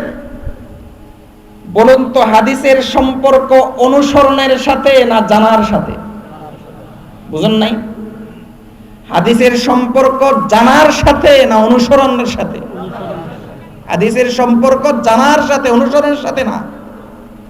আর সুন্নতের সম্পর্ক জানার সাথে না অনুসরণের সাথে? এটাকে বলা হয় হাদিসের সম্পর্ক হলো ইলমের সাথে, আর সুন্নতের সম্পর্ক হলো আমলের সাথে। হাদিসের সম্পর্ক হলো ইলমের সাথে, আর সুন্নতের সম্পর্ক হলো আমলের সাথে। সুতরাং যে যেই পরিমাণ হাদিস জানবে তিনি তত বড় আহলে হাদিস, আর যে যেই পরিমাণ সুন্নতের উপর চলবে সে তত বড় আহলে সুন্নাহ। আমাদের ইমাম আজম আবু হানিফা রাহমাতুল্লাহ আলাইহি সহ 4 ইমাম হাদিস জানতেন না জানতেন না? কম জানতেন না বেশি জানতেন? কি পরিমাণ বেশি জানতেন? 2টা দৃষ্টান্ত পেশ করি শুধু আমাদের ইমাম সম্পর্কে। হাফেজ হাদিস যারা 1 লক্ষ হাদিস মুখস্থ করে থাকে তাদেরকে হাফেজ হাদিস বলা হয়। এই উম্মতের মধ্যে হাফেজ হাদিসের সংখ্যা হাতে গোনা 2000 অতিক্রম করবে না। আমার ঠিক সংখ্যাটা জানা নাই, কোন সম্মানিত কোন আলেমের জানা থাকতে পারে। 2000-এর বেশি অতিক্রম করবে না। তন্মধ্য থেকে 700-রও বেশি হাদিসের হাফেজ হলেন হানাফি মাযহাবের। বলেন না আলহামদুলিল্লাহ? আলহামদুলিল্লাহ। এত বড় বড় আলেমরা, এত বড় বড় হাফেজ হাদিসরা ইমাম আবু হানিফার অনুসরণ করেছেন, অন্ধের পিছনে চলে না তাদের চাইতে বেশি জ্ঞানী মনে করে? কথা বুঝেন নাই? এত বড় বড় আলেমরা তাদের ইমাম আবু হানিফার অনুসরণ, মাযহাবের অনুসরণ করেছেন, অন্ধের পিছনে চলে না তাদের চাইতে বেশি অনুসরণ করে, বেশি জ্ঞানী মনে করে? ইমাম আবু হানিফা রাহমাতুল্লাহের ছেলের নাম ছিল হাম্মাদ। তিনি তার ছেলের কাছে একটা পত্র লিখেছেন, চিঠি লিখেছেন। চিঠির শুরুতে তিনি ভূমিকায় লিখেছেন, বাটা হাম্মাদ, প্রিয় হাম্মাদ, 5 লক্ষ হাদিস থেকে বাছাই করে তোমাকে 5টা হাদিস দিলাম। তাহলে অর্থ হলো তিনি কয় লক্ষ হাদিস জানতেন? আরে 5 লক্ষ হাদিস থেকে তো বাছাই করেছেন, কতটা জানতেন আল্লাহ জানেন। অন্তত এতটুকু তো পাওয়া যায় যে কমপক্ষে 5 লক্ষ জানতেন। তিনি বলেন যে 5 লক্ষ হাদিস থেকে বাছাই করে তোমাকে আমি 5টা হাদিস দিলাম। এর অর্থ হলো কমপক্ষে তিনি 5 লক্ষ জানতেন। বেশি কি পরিমাণ জানতেন আল্লাহ জানেন। এ কারণেই উম্মতের হাদিসের হাফেজদের তালিকায় ইমাম আজম আবু হানিফা রাহমাতুল্লাহের নাম শীর্ষের মধ্যে আছে। বুঝে থাকলে বলি, হাদিসের সম্পর্ক ইলমের সাথে না আমলের সাথে? বুঝেন নাই? সকলেই বলবেন ইলমের সাথে না আমলের সাথে? আর ইমাম আবু হানিফা রাহমাতুল্লাহ আলাইহি হাদিসের আলেম ছিলেন না তিনি হাদিস জানতেন না? সুতরাং তিনি যদি হাদিসের আলেম হয়ে থাকেন, কমপক্ষে 5 লক্ষ হাদিসের আলেম হয়ে থাকেন, তাহলে আহলে হাদিস হবেন তিনি। এ কারণেই সমস্ত ইমাম সম্পর্কে লেখা আছে যে সমস্ত ইমামগণ ছিলেন আহলুল হাদিস। আহলুল হাদিসের অর্থ হল হাদিস জেনে তারা আহলুল হাদিস হয়েছেন। বুখারীর অনুবাদ পড়ে তারা আহলে হাদিস নাম দেন না। আর পক্ষান্তরে আহলুস সুন্নাহ হলো যারা সুন্নতের অনুসরণ করে থাকে। ইমাম আবু হানিফা রাহমাতুল্লাহ আলাইহি সহ যারা প্রকৃত আহলুল হাদিস ছিলেন তারা প্রত্যেকেই আহলুস সুন্নাহ ছিলেন। সুন্নতের একজন লোক, চাই সে মুহাদ্দিস হোক, চাই সে মুফাসসির হোক, চাই সে ডাক্তার হোক, চাই সে ইঞ্জিনিয়ার হোক, চাই সে কৃষক হোক, চাই সে সমাজের সমাজপতি হোক, চাই সে চেয়ারম্যান হোক, চাই সে প্রধানমন্ত্রী হোক, তার আদর্শ হবে, তার তরিকা হবে আহলুস সুন্নাহ। আর আহলুল হাদিস হবে এদের মধ্য থেকে যারা হাদিসের বিশেষজ্ঞ তারা। কাজেই আহলে হাদিস বুখারী শরীফের অনুবাদ পড়ে হওয়া যায় না, আহলে হাদিস নাম ধারণ করলে হওয়া যায় না। নতুন এই ফিতনা আহলে হাদিস তো হলো ইংরেজদের সৃষ্টি করা আহলে হাদিস। আসল আহলে হাদিস আর ইংরেজদের সৃষ্টি করা আহলে হাদিস এক হতে পারে না। আহলুস সুন্নাহ ওয়াল জামাত এবং আহলুল হাদিসের মধ্যে এই পার্থক্যটা বুঝার পর আশা করি আপনাদের সামনে পরিষ্কার হয়েছে বর্তমানে যারা আহলে হাদিসের নাম নেয় এরা কি আহলে হাদিস না ধোঁকাবাজ? ধোঁকাবাজ। এর ধোঁকাবাজির কয়েকটা ধরন আমি উল্লেখ করছি, আমি অভিজ্ঞতার আলোকে কয়েকটা ধরন বলছি। আমি ঢাকা যেই জায়গাতে থাকি, যেই স্থানে থাকি, ওই জায়গার নাম হলো কাজীপাড়া। আমার মাদ্রাসা হলো মিরপুর 11.5 নম্বর। একদিন ফজরের নামাজের পর, ফজরের পরেই আমাকে মাদ্রাসায় যেতে হয়, ফজরের পরেই আমার সবক। একদিন আমি ফজরের নামাজের পর মাদ্রাসায় যাওয়ার উদ্দেশ্যে বাসে উঠলাম। আমি সিটে বসতে যাব, পাশের সিটের এক ভাই, হেও করার জন্য বলছি না, বিষয়টা বোঝার জন্য, তার পরনে হলো টি শার্ট গেঞ্জি আর পায়জামা নয়, তার পরনে হলো জিন্সের প্যান্ট, টাইট প্যান্ট। এগুলো এখানে সামান্য পরিমাণ দাড়ি, এখানে খুব ছোট ছোট করে কাটা। টি শার্টের রংটা হলো লাল, গলার মধ্যে একটা চেইন, স্বর্ণের না কিসের আমি জানি না, একটা চেইন গলার মধ্যে, হাতের মধ্যে রবার টাইপের চুড়ি। এই ভাই, এবার কল্পনার জগতে এই ভাইটাকে একটু সামনে আনেন, কল্পনার জগতে এই ভাই, আমি পাশের সিটে বসতে যাব আর আমাকে তো দেখতেই পাচ্ছেন, মাশাআল্লাহ আমাকে দেখতে পাচ্ছেন না? এই ভাই এমন এক ভাইকে, আমার কথা বাদ দিন, এমন আমারটা এমন ধরেন, এই ভাই এমন এক ভাইকে কোনো কথা নাই বার্তা নাই, হঠাৎ করে প্রশ্ন করে বসলো, আপনি কি মুসলিম না হানাফি? কথাটা বুঝেন নাই? যিনি প্রশ্ন করেছেন তাকে একবার কল্পনায় সামনে আনেন, আর যাকে প্রশ্ন করা হয়েছে তাকে একবার কল্পনায় সামনে আনেন। আর কল্পনা লাগবে না, তাকে তো দেখতেই পাচ্ছেন। তিনি এমন এক ভাইকে প্রশ্ন করলেন, আপনি কি মুসলিম না হানাফি? আমি পাশের সিটে তার পাশে বসতে বসতে বললাম, আপনি কি কাজীপাড়ায় আছেন না ঢাকায় আছেন? কথাটা বুঝেন নাই? আপনাদেরকে যদি জিজ্ঞেস করা হয় আপনারা কি পাঁচপাড়াতে আছেন না কোন থানা, এটা না লক্ষ্মীপুরে আছেন, তাহলে আপনারা কি পাঁচপাড়ায় আছেন না লক্ষ্মীপুরে আছেন? প্রশ্নটা ফাইজলামি না?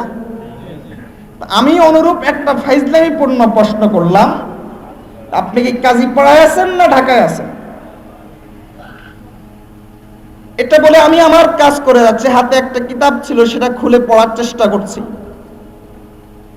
কয়েক সেকেন্ড পর তিনি আমাকে বললেন যে শায়েখ, এটা কি বললেন? ওনাদের ভাষা তো আবার শায়েখ, হুজুর বলে না, বলে শায়েখ এটা আবার কি বললেন? আমি কি সমস্যাটা কোথায়? কাজীপাড়া কি ঢাকার বাইরে? আমি বললাম হানাফি কি মুসলমানের বাইরে? কাজীপাড়া যদি ঢাকার বাইরে না হয়, হানাফি কেন মুসলমানের বাইরে হবে? এবার বুঝেছেন তাদের কষ্টের ধরন। হঠাৎ করে কোনো মুসলমানকে যখন, সরল প্রাণ মুসলমানকে যখন প্রশ্ন করে বসে, মনে করে যে এটা কঠিন এবং জটিল প্রশ্ন, অথচ আলেম ওলামা জানে এই প্রশ্নের মাঝে কি পরিমাণ ধোঁকাবাজি লুকায়িত। আরো কয়েকদিন আগের ঘটনা, আমাকে এক ভাই ফোন করলেন, একটা মাসআলা জানতে চাইলেন। তারপর আমাকে বললেন যে শায়েখ, মাসআলাটা আপনি মাযহাব থেকে দিবেন না, মাসআলাটা আপনি কোরআন এবং সহিহ হাদিস থেকে দিবেন। আমি তাকে জিজ্ঞেস করলাম, আগে আপনি আমাকে স্পষ্ট করেন, মাযহাব তাহলে বাইবেল থেকে মাসআলা দেয়? তোমার ডাক্তার সাহেব বাইবেল থেকে বলতে পারে, মাযহাবের আলেমরা কখনো কোরআন হাদিস ছাড়া কথা বলে না। আমি তাকে জিজ্ঞেস করলাম, তাহলে আপনি আমাকে স্পষ্ট করেন, আমাকে এটা স্পষ্ট করে বলেন যে মাযহাব বাইবেল থেকে ফতোয়া দেয়, মাযহাব কোরআন হাদিস থেকে দেয় না। থতমত খেয়ে বলল যে তাহলে আমার ভুল হয়েছে। আমি বললাম, আপনাকে আমি মাসালা ততক্ষণ পর্যন্ত দিব না যতক্ষণ পর্যন্ত পরিষ্কার করে এটা বলবেন না যে মাযহাব তাদের মাসআলাগুলো কোরআন হাদিস থেকেই দেয়, বাইবেল থেকে না। হাদিস এবং সহির নামে কি পরিমাণ ধোঁকাবাজি করে যাচ্ছে আশা করি টের পাচ্ছে। এক ভাই জিজ্ঞেস করলেন যে ইমাম আবু হানিফা রাহমাতুল্লাহ আলাইহি, তার নামে মাযহাব হয়েছে, তিনি কোন মাযহাবের অনুসারী ছিলেন? মাযহাব যিনি ইমামতি করেন তিনি কোন ইমামের পিছনে নামাজ পড়েন? এ কথাটা কি হাস্যকর নয়? আপনাদের পাঁচপাড়া মসজিদের ইমাম সাহেব ইমামতি করেন, কেউ যদি বলে তিনি কোন ইমামের পিছনে ইমামতি করেন, এটা ফাইজলামি না? ইমাম আবু হানিফা রাহমাতুল্লাহ আলাইহি ইমাম ছিলেন, তিনি আবার কোন ইমামের অনুসরণ করেন? ইমাম কি কারো অনুসরণ করে না, ইমামের অনুসরণ করতে হয়? ইমাম আবু হানিফা রাহমাতুল্লাহ আলাইহি ইমাম ছিলেন, তার অনুসরণ করতে হয়, তিনি কেন অনুসরণ করবেন অন্য ইমামের? এ জাতীয় ফাজলামিপূর্ণ প্রশ্নগুলো করে মুসলমানদের মধ্যে বিভ্রান্তি সৃষ্টি করা ছাড়া আর তাদের আর কোনো উদ্দেশ্য নাই।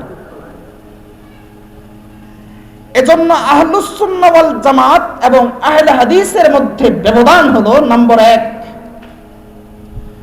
আহলুস সুন্নাহ ওয়াল জামাত তাদের প্রতিটা কথা কোরআন এবং হাদিস থেকে বলে, আর আহলুল হাদিস, কথিত আহলুল হাদিস প্রকৃত আহলুল হাদিস নয়, কথিত আহলুল হাদিস, ইংরেজখ্রিস্ট আহলুল হাদিস, তাদের কোরআন এবং হাদিসকে তাদের মন গড়া কাজের ব্যবহারের জন্য বলে।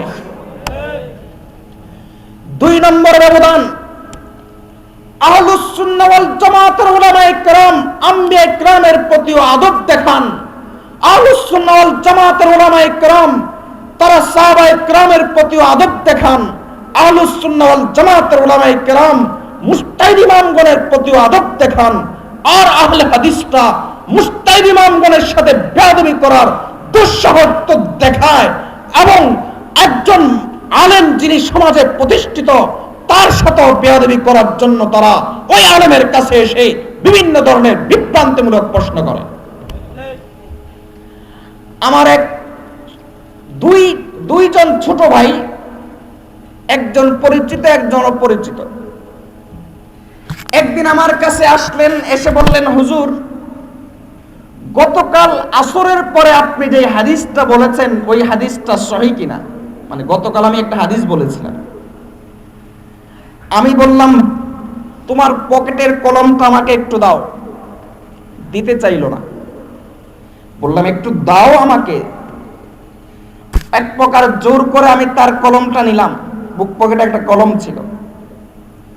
তখন আমি আমার হাতের মধ্যে আরবিতে লিখলাম সহিহ। কথা বুঝেন নাই? আমার হাতের মধ্যে আমি আরবিতে লিখলাম সহিহ। তারপর বললাম, পড়ো। সে বলল, হুজুর আমি আরবি জানি নাকি? আরবি জানো না তুমি আহলুল হাদিস হয়ে গেছো? আরবি জানো না তুমি আহলে হাদিস হয়ে গেছো? আরে আহলে হাদিস তলির ইমাম আবু হানিফা আমার মতো চুনোপটিও তো আহলে হাদিস দাবি করার দুঃসাহস দেখায় না। মূর্খ লোক যদি হাসপাতাল খুলে বসে তারপর এমবিবিএস এফসিবিএস এর দাবি করে, এটা যেমন সমাজের সাথে এক প্রকার মশকরা, ঠিক তেমনি ভাবে সাধারণ কোন মুসলমান নিজেকে আহলে হাদিস দাবি করা যে ইসলামের সাথে এক প্রকার হাসি তামাশা ছাড়া আর কিছু নয়। এই জাতীয় হাসি তামাশাগুলোই তারা আমাদের সাথেই করে যাচ্ছে, মুসলিম উম্মার সাথে করে যাচ্ছে। তবে আল্লাহর হুকুমে আল্লাহ তাআলা হক চেনার এবং হক বুঝার আলামত রেখে যান। তোর মধ্য থেকে কমন সেন্স ব্যবহার করলেই কিছু আলামত পেয়ে যাবেন। তাত্ত্বিক আলোচনায় আর যাওয়ার দরকার নাই। কমন সেন্স ব্যবহার করলেই হক এবং বাতিল সহজেই চিনতে পারবেন। কমন সেন্স বুঝেন তো? সাধারণ জ্ঞান। এক নাম্বার, বাতিলপন্থী যেই সমস্ত কথিত শায়েখরা আছে এদের একটারও কোরআন তেলাওয়াত সহি না। কথা বুঝেন নাই? এজন্য আমি বলে থাকি, ওই দুনিয়ার মুসলমান হক এবং বাতিল বুঝতে হলে আগে কোরআন সহি করো। কোরআন সহি করলে আমি চ্যালেঞ্জ করে বলছি, ডাক্তার জাকির নায়েকের পিছনে নামাজ হবে কিনা, আব্দুর রাজ্জাক বিন ইউসুফের পিছনে নামাজ হবে কিনা, মতিউর রহমান মাদানির পিছনে নামাজ হবে কিনা, এটার জন্য কোন বড় মুফতি সাহেবের কাছে যাওয়ার দরকার নাই। আপনার পাশের নুরানি মাদ্রাসার একটা ছেলেকে আনেন, ডাক্তার জাকির নায়েকের তেলাওয়াত শোনান, আব্দুর রাজ্জাক বিন ইউসুফের তেলাওয়াত শোনান, এরাই বলবে পিস টিভির এই সব বক্তাদের পিছনে নামাজ হবে না।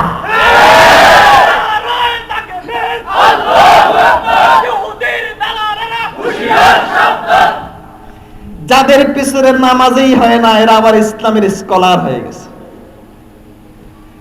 আমিও কানা, তুইও চোখে দেখোস না। আমিও কানা, তুইও চোখে দেখোস না। তাদের শায়েখগুলো বড় বড় লেকচার দিতে জানে, কোরআন তেলাওয়াতে সহি করতে পারে, আর তাদের পিছনে চলে ওই সমস্ত ছেলে ফেলেই যারা নিজেদেরকে একটু বেটা বেটা ভাব দেখাতে চায়। আমি যদি একটু জোরে আমিন বলি একটু বেটা বেটা ভাব লাগবে। কমন সেন্স ব্যবহার করে।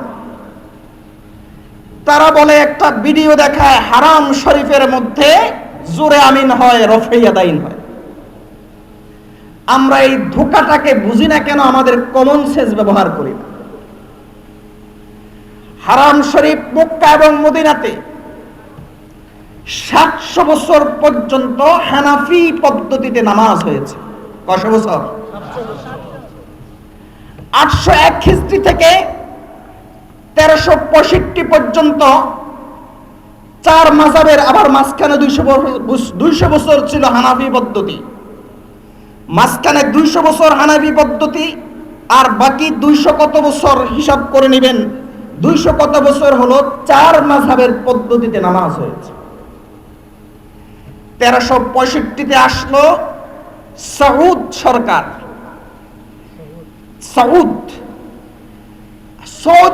সৌদি আরবের আগের নাম কখনো হাদিসের কিতাবে, ইতিহাসের কিতাবে সৌদি আরব পাবেন না।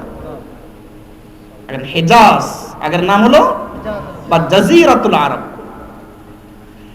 আগের হেজাজ, আগের জাজিরাতুল আরবকে নাম পাল্টিয়ে সৌদ ক্ষমতা এসে তারপর তাদের রাষ্ট্রীয় মাযহাব করলো হাম্বলি মাযহাব।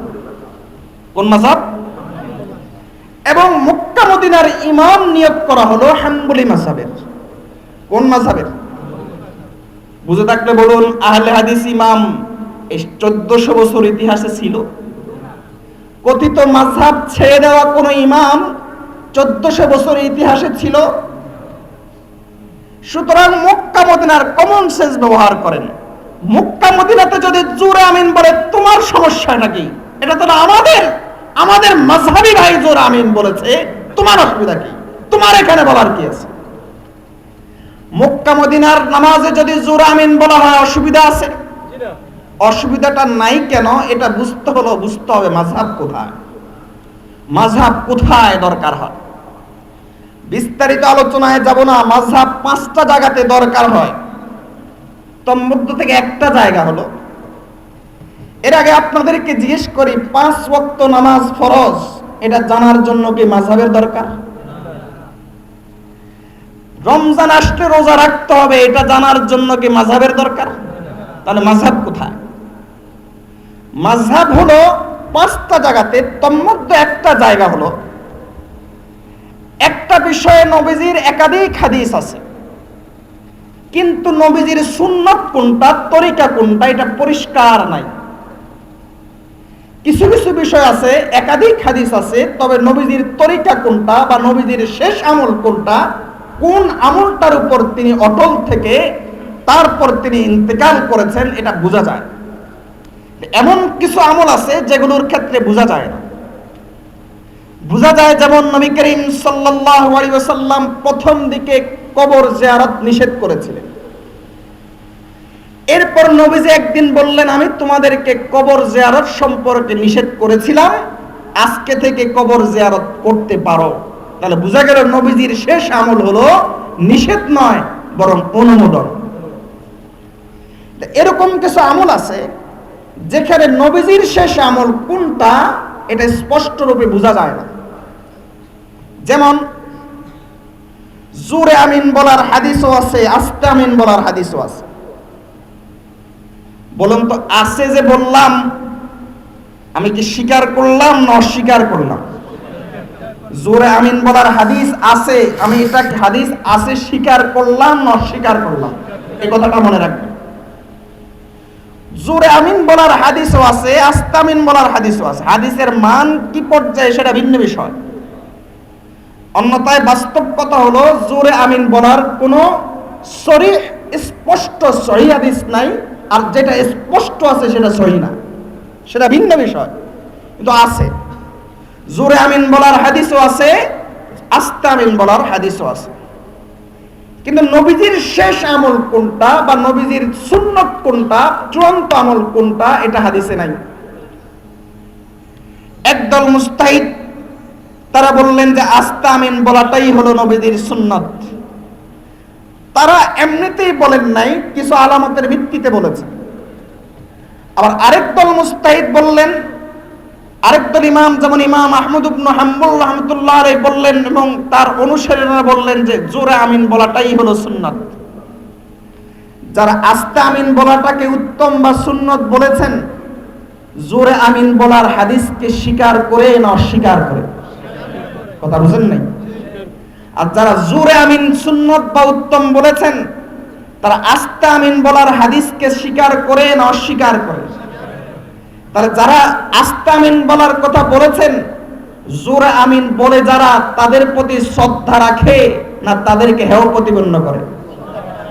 আর যারা আস্তে আমিন বলে, জোরে আমিন বলেন, তারা আস্তে আমিন যারা বলে তাদের প্রতি শ্রদ্ধা রাখে না হেয় প্রতিপন্ন করে? কাজেই মাযহাবের আন্ডারে কোনো ব্যক্তি যদি জোরে আমিন বলে এতে কোনো অসুবিধা নাই, কিন্তু মাযহাব ছেড়ে দিয়ে যদি কোনো ব্যক্তি জোরে আমিন বলে, সে বলার সময় বলে তোমার হাদিস সহিহ না, অর্থাৎ সে প্রতিপক্ষের হাদিসকে স্বীকারই করে না, সে প্রতিপক্ষকে সে দেখতেই পারে না, প্রতিপক্ষের প্রতি তার অন্তরে কোনো প্রকার শ্রদ্ধা থাকে না, প্রতিপক্ষের প্রতি তার অন্তরে এক প্রকার বিদ্বেষ থাকে। বেয়াদব, বেয়াদব কখনো আল্লাহর কাছে গ্রহণযোগ্য হতে পারে না। এজন্য মাযহাবের আন্ডারে এসে যদি আপনি জোরে আমিন বলেন অসুবিধা নাই। সৌদি আরবে জোরে আমিন বলে, সমস্যাটা কি? মাযহাবের আন্ডারে কোনো সমস্যা নাই। আমরা আস্তে আমিন বলি, সমস্যাটা কি? কোনো সমস্যা নাই। কারণ মাযহাবের আন্ডারে আমরা আস্তে আমিন বলার সময় শেখ সুদাইসের জোরে আমিনের প্রতি আমরা মহব্বত রাখি, শ্রদ্ধা রাখি, স্বীকার করে নেই। হাম্বলি মাযহাবের ইমাম আহমদ ইবনে হাম্বল রাহমাতুল্লাহ আলাইহি হাদিস গবেষণা করে বলেছেন জোরে আমিন বলো। আর তারা যখন জোরে আমিন বলে আমাদের প্রতি ভক্তি রাখে, শ্রদ্ধা রাখে, তারা বলে যে ইমাম আবু হানিফা ইমামে আজম, সর্বশ্রেষ্ঠ ইমাম, তিনি গবেষণা করে বলেছেন আস্তে আমিন বলো। কাজেই কোনো অসুবিধা নাই। একদল আরেক দলকে হক জানে, আর আহলে হাদিস যখন জোর আমিন বলে তখন আস্তামিন ওয়ালাদেরকে বলে তোদের হাদিসেই নাই, এরা আহলে হাদিস হলো না, এরা হলো হাদিস অস্বীকারীর দল। হাদিসকে অস্বীকার করার পাশাপাশি মুস্তাহিদানগণের সাথে বেয়াদবকারী একটা দল ছাড়া আর কিছু না। এবার আশা করি বুঝেছেন যে সৌদি আরবের ভিডিও দেখাইলে এটা আমাদেরকে কেন দেখায়। সৌদি আরব তো আমাদেরই ভাই, হাম্বলি মাযহাব তো আমাদেরই ভাই। শেখ সুদাইস শেখ সুরাইম তো হাম্বলি মাযহাবের।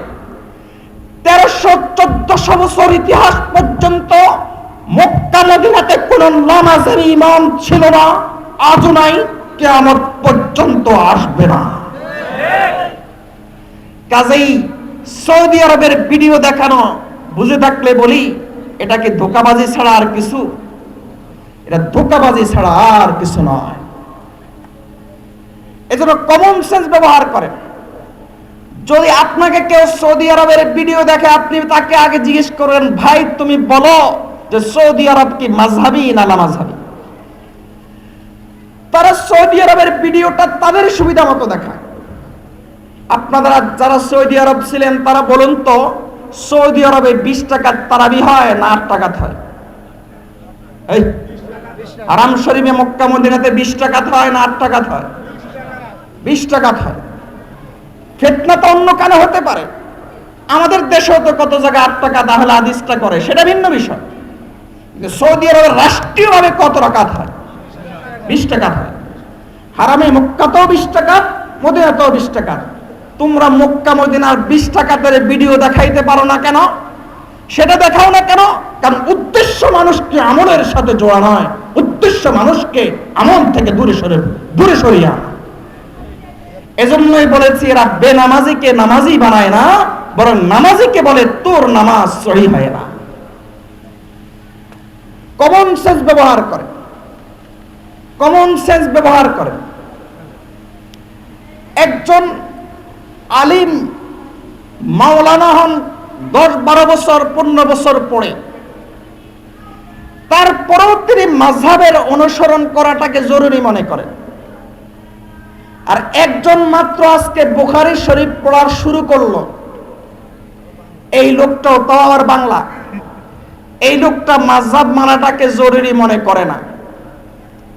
বলেন তো কমন সেন্স আপনার কি বলে, এই লোকটা সহি না আলেম সাহেব সহি? আমাদের বুজুর্গ হযরত রশিদ আহমদ গঙ্গোহী রহমতুল্লাহ আলাইহি ফাকিহুন নফস ছিলেন। রশিদ আহমদ গঙ্গোহী রহমতুল্লাহ আলাইহিকে এক লোক জিজ্ঞেস করলো, হযরত আপনার মতে এত বড় মুহাদ্দিস, এক কথিত আহলে হাদিস বলল, আপনার মতো এত বড় মুহাদ্দিস, যুগশ্রেষ্ঠ মুহাদ্দিস, আপনি কেন মাযহাবের অনুসরণ করেন? তিনি উত্তর দিলেন, গাধা, আমার মতো যুগশ্রেষ্ঠ মুহাদ্দিস মাযহাবের অনুসরণ করা ছাড়া চলতে পারি না, আর তোমার মতো লোক মাযহাবের অনুসরণ করা ছাড়াই চলো, এটা এক প্রকার গাধামি ছাড়া আর কি। আলেমরা মাযহাবের অনুসরণ করা ছাড়া চলতে পারে না, আর কথিত এই সমস্ত লোকগুলো মাযহাবের অনুসরণ করা ছাড়াই নিজেকে বড় পণ্ডিত বলে দাবি করে। কমন সেন্স ব্যবহার করে। রাসূলুল্লাহ সাল্লাল্লাহু আলাইহি ওয়াসাল্লাম এক হাদিসের মধ্যে বলেছেন, আমার উম্মতের অধিকাংশ আলেম গোমরাহ হবে না। কি হবে না? এবার আপনি দেখেন, কথার কথা অতীতে বাদ যান, অতীতে পরে যান। অধিকাংশ আলেম, বাংলাদেশের কথা বলেন, পুরা বিশ্বের কথা বলেন, মাযহাবের অনুসরণ করে কতজন বিশ্বের নামকরা আলেম, কতজন প্রশ্নের সমাধান আপনি সংখ্যায় দিতে পারবেন না, কারণ এদের সংখ্যা হলো অসংখ্য। আর কয়টা মাযহাব ছাড়ার কথা বলে?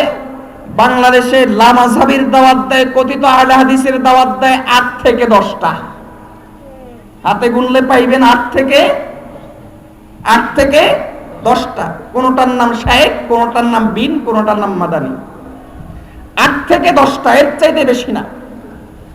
আর পুরো বিশ্বের মধ্যে লামাযহাবের দাওয়াত দিয়ে যাচ্ছে 99-এ ইন্তেকাল করেছে, 99-তে ইন্তেকাল করেছেন নাসিরউদ্দিন আলবানী নামক একজন ইজতিহাদের বিষয়ে একজন পথহারা একজন লোক।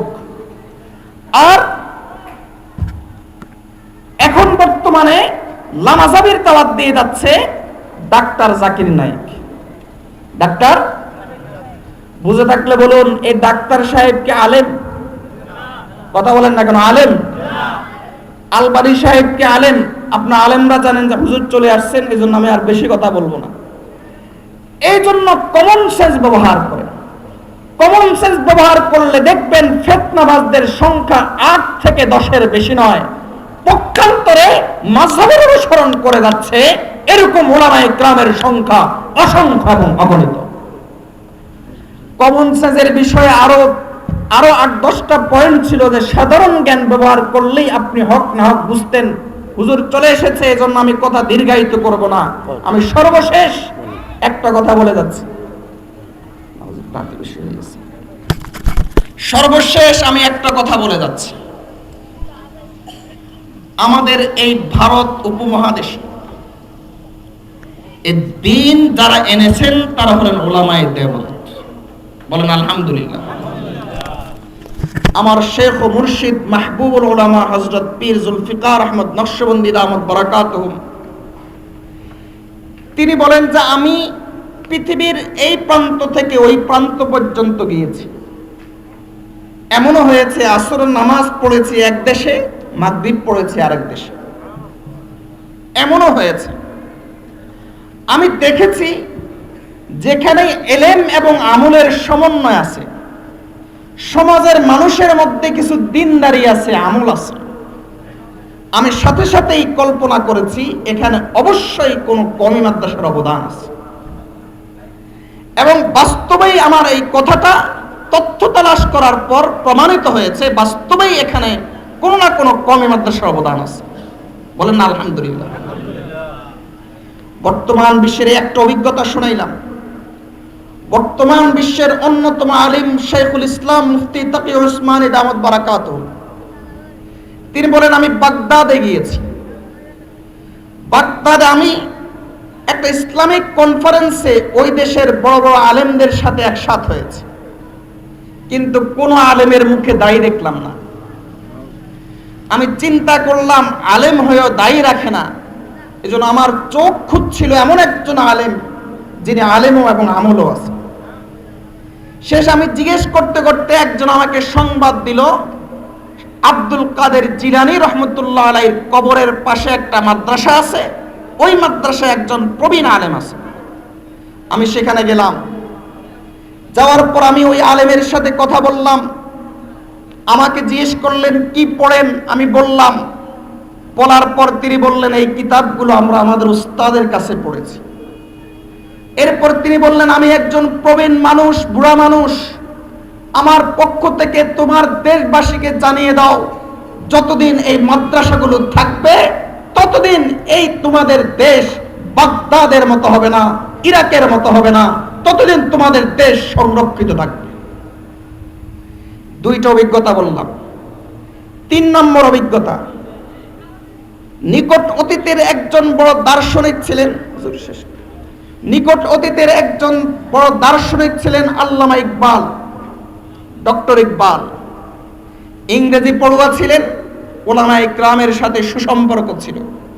ডক্টর ইকবালের যে ছবিটা মাঝখানে বলি যে ফটোতে দেওয়া হয় এটা মিথ্যা। ডক্টর ইকবালের একটা সময় এরকম ফটো ছিল ঠিক, কিন্তু আল্লামা আনোয়ার শাহ কাশ্মীরি রহমতুল্লাহ আলাইহি, হুসাইন আহমদ মাদানী রহমতুল্লাহ আলাইহি, এদের আমাদের আকাবিরদের সাথে সম্পর্ক হওয়ার পর আল্লামা ইকবাল একজন আল্লাহওয়ালা হয়ে গেছে। এই আল্লামা ইকবাল তিনি বলেন, জাতিকে উদ্দেশ্য করে বলেন, ওই জাতি, আমি কর্ডোবায় গিয়েছি, স্পেনে গিয়েছি, গ্রানাডা দেখেছি, আমি দেখেছি আলহামরা, আমি দেখেছি বিশ্বের বড় বড় ভবনগুলো, আমি দেখেছি সেখানে কি ঘটেছে। এই সেখানের এই করুণ পরিস্থিতি, যে মসজিদের মিনার গোটা ইউরোপকে উজ্জ্বল করে রাখত, অন্য দেশ থেকে পর্যন্ত এই মসজিদের মিনার দেখা যেত, সে মসজিদের মিনারটাকে আমি মাটিতে পড়ে থাকতে দেখেছি। আমি কর্ডোবার জামে মসজিদের মধ্যে ঘোড়া বাঁধতে দেখেছি, ঘোড়ার আস্তাবল গরুর ঘর বানাতে আমি দেখেছি। এর একমাত্র কারণ হলো মসজিদ এবং মক্তব এবং মাদ্রাসাগুলোকে এই দেশগুলো থেকে উঠিয়ে দেওয়া হয়েছিল। এজন্য তিনি বলেন, যতদিন পর্যন্ত এই মক্তব থাকবে, যতদিন পর্যন্ত এই মাদ্রাসাগুলো থাকবে, ততদিন পর্যন্ত দ্বীন থাকবে। এজন্য সর্বশেষ বলে যাচ্ছি যে দ্বীনের সাথে থাকেন, দ্বীনের সাথে জুড়ে থাকেন। আর একমাত্র পথ এই উপমহাদেশে, এই বাংলাদেশে দ্বীনদার থাকার জন্য, দ্বীনদার হওয়ার জন্য, হকের উপর থাকার জন্য, হকের সাথে চলার জন্য একমাত্র পথ হলো কওমি মাদ্রাসাপন্থী আলেম ওলামার সাথে জুড়ে থাকা। এই কওমি মাদ্রাসাগুলো যতদিন পর্যন্ত থাকবে, আল্লাহর কসম করে বলছি, এই দেশে দ্বীন থাকবে, মাদ্রাসা থাকবে না, দ্বীন থাকবে না। রাষ্ট্র ধর্ম ইসলামকে টিকিয়ে রাখতে হবে, কওমি মাদ্রাসা টিকিয়ে রাখতে হবে। কওমি মাদ্রাসা যদি টিকিয়ে রাখানো হয়, তাহলে আপনাদের ইসলাম আর এই দেশে থাকবে না। সিদ্ধান্ত নেন, সিদ্ধান্ত নেওয়ার মালিক, সিদ্ধান্ত দেওয়ার অধিকার আপনাদের। আল্লাহ কোরআন মজিদে বলেছেন, আমি যদি আমার এই দ্বীনকে যদি কেউ কদর না করে, আমি আরেকটা জাতি তৈরি করব যারা আমাকে ভালোবাসবে, আমি যাদেরকে ভালোবাসবো। আল্লাহ কোন জাতির মুখাপেক্ষী নন, আল্লাহর দ্বীন কোন জাতির মুখাপেক্ষী নন। আমরা আল্লাহর মুখাপেক্ষী, আমরা আল্লাহর দ্বীনের মুখাপেক্ষী। আল্লাহ আমাদেরকে বিষয়গুলো বুঝার তৌফিক দান করুন, হকের উপর চলার, হকের উপর থাকার তৌফিক দান করুন। হুজুরের কাছে বেয়াদবি মাপ চেয়ে নিচ্ছি, আল্লাহ আমাদের প্রত্যেককেই দ্বীনের উপর প্রতিষ্ঠিত থাকার তৌফিক দান করুন। আমার শেখ ও মুর্শিদের একটা দোয়া শিখিয়ে দেই, এই দোয়াটা নিজের দোয়ার অংশ বানাবেন।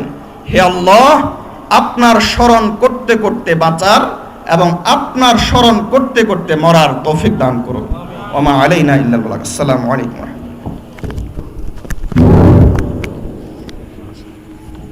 আলহামদুলিল্লাহ। আল্লামা উমাইর কুবারি সাহেব দামত বরকাতুহু, কে আল্লাহ সুবহানাহু ওয়া তাআলা হায়াতে তাইয়্যিবা দান করুন। উনি আমাদের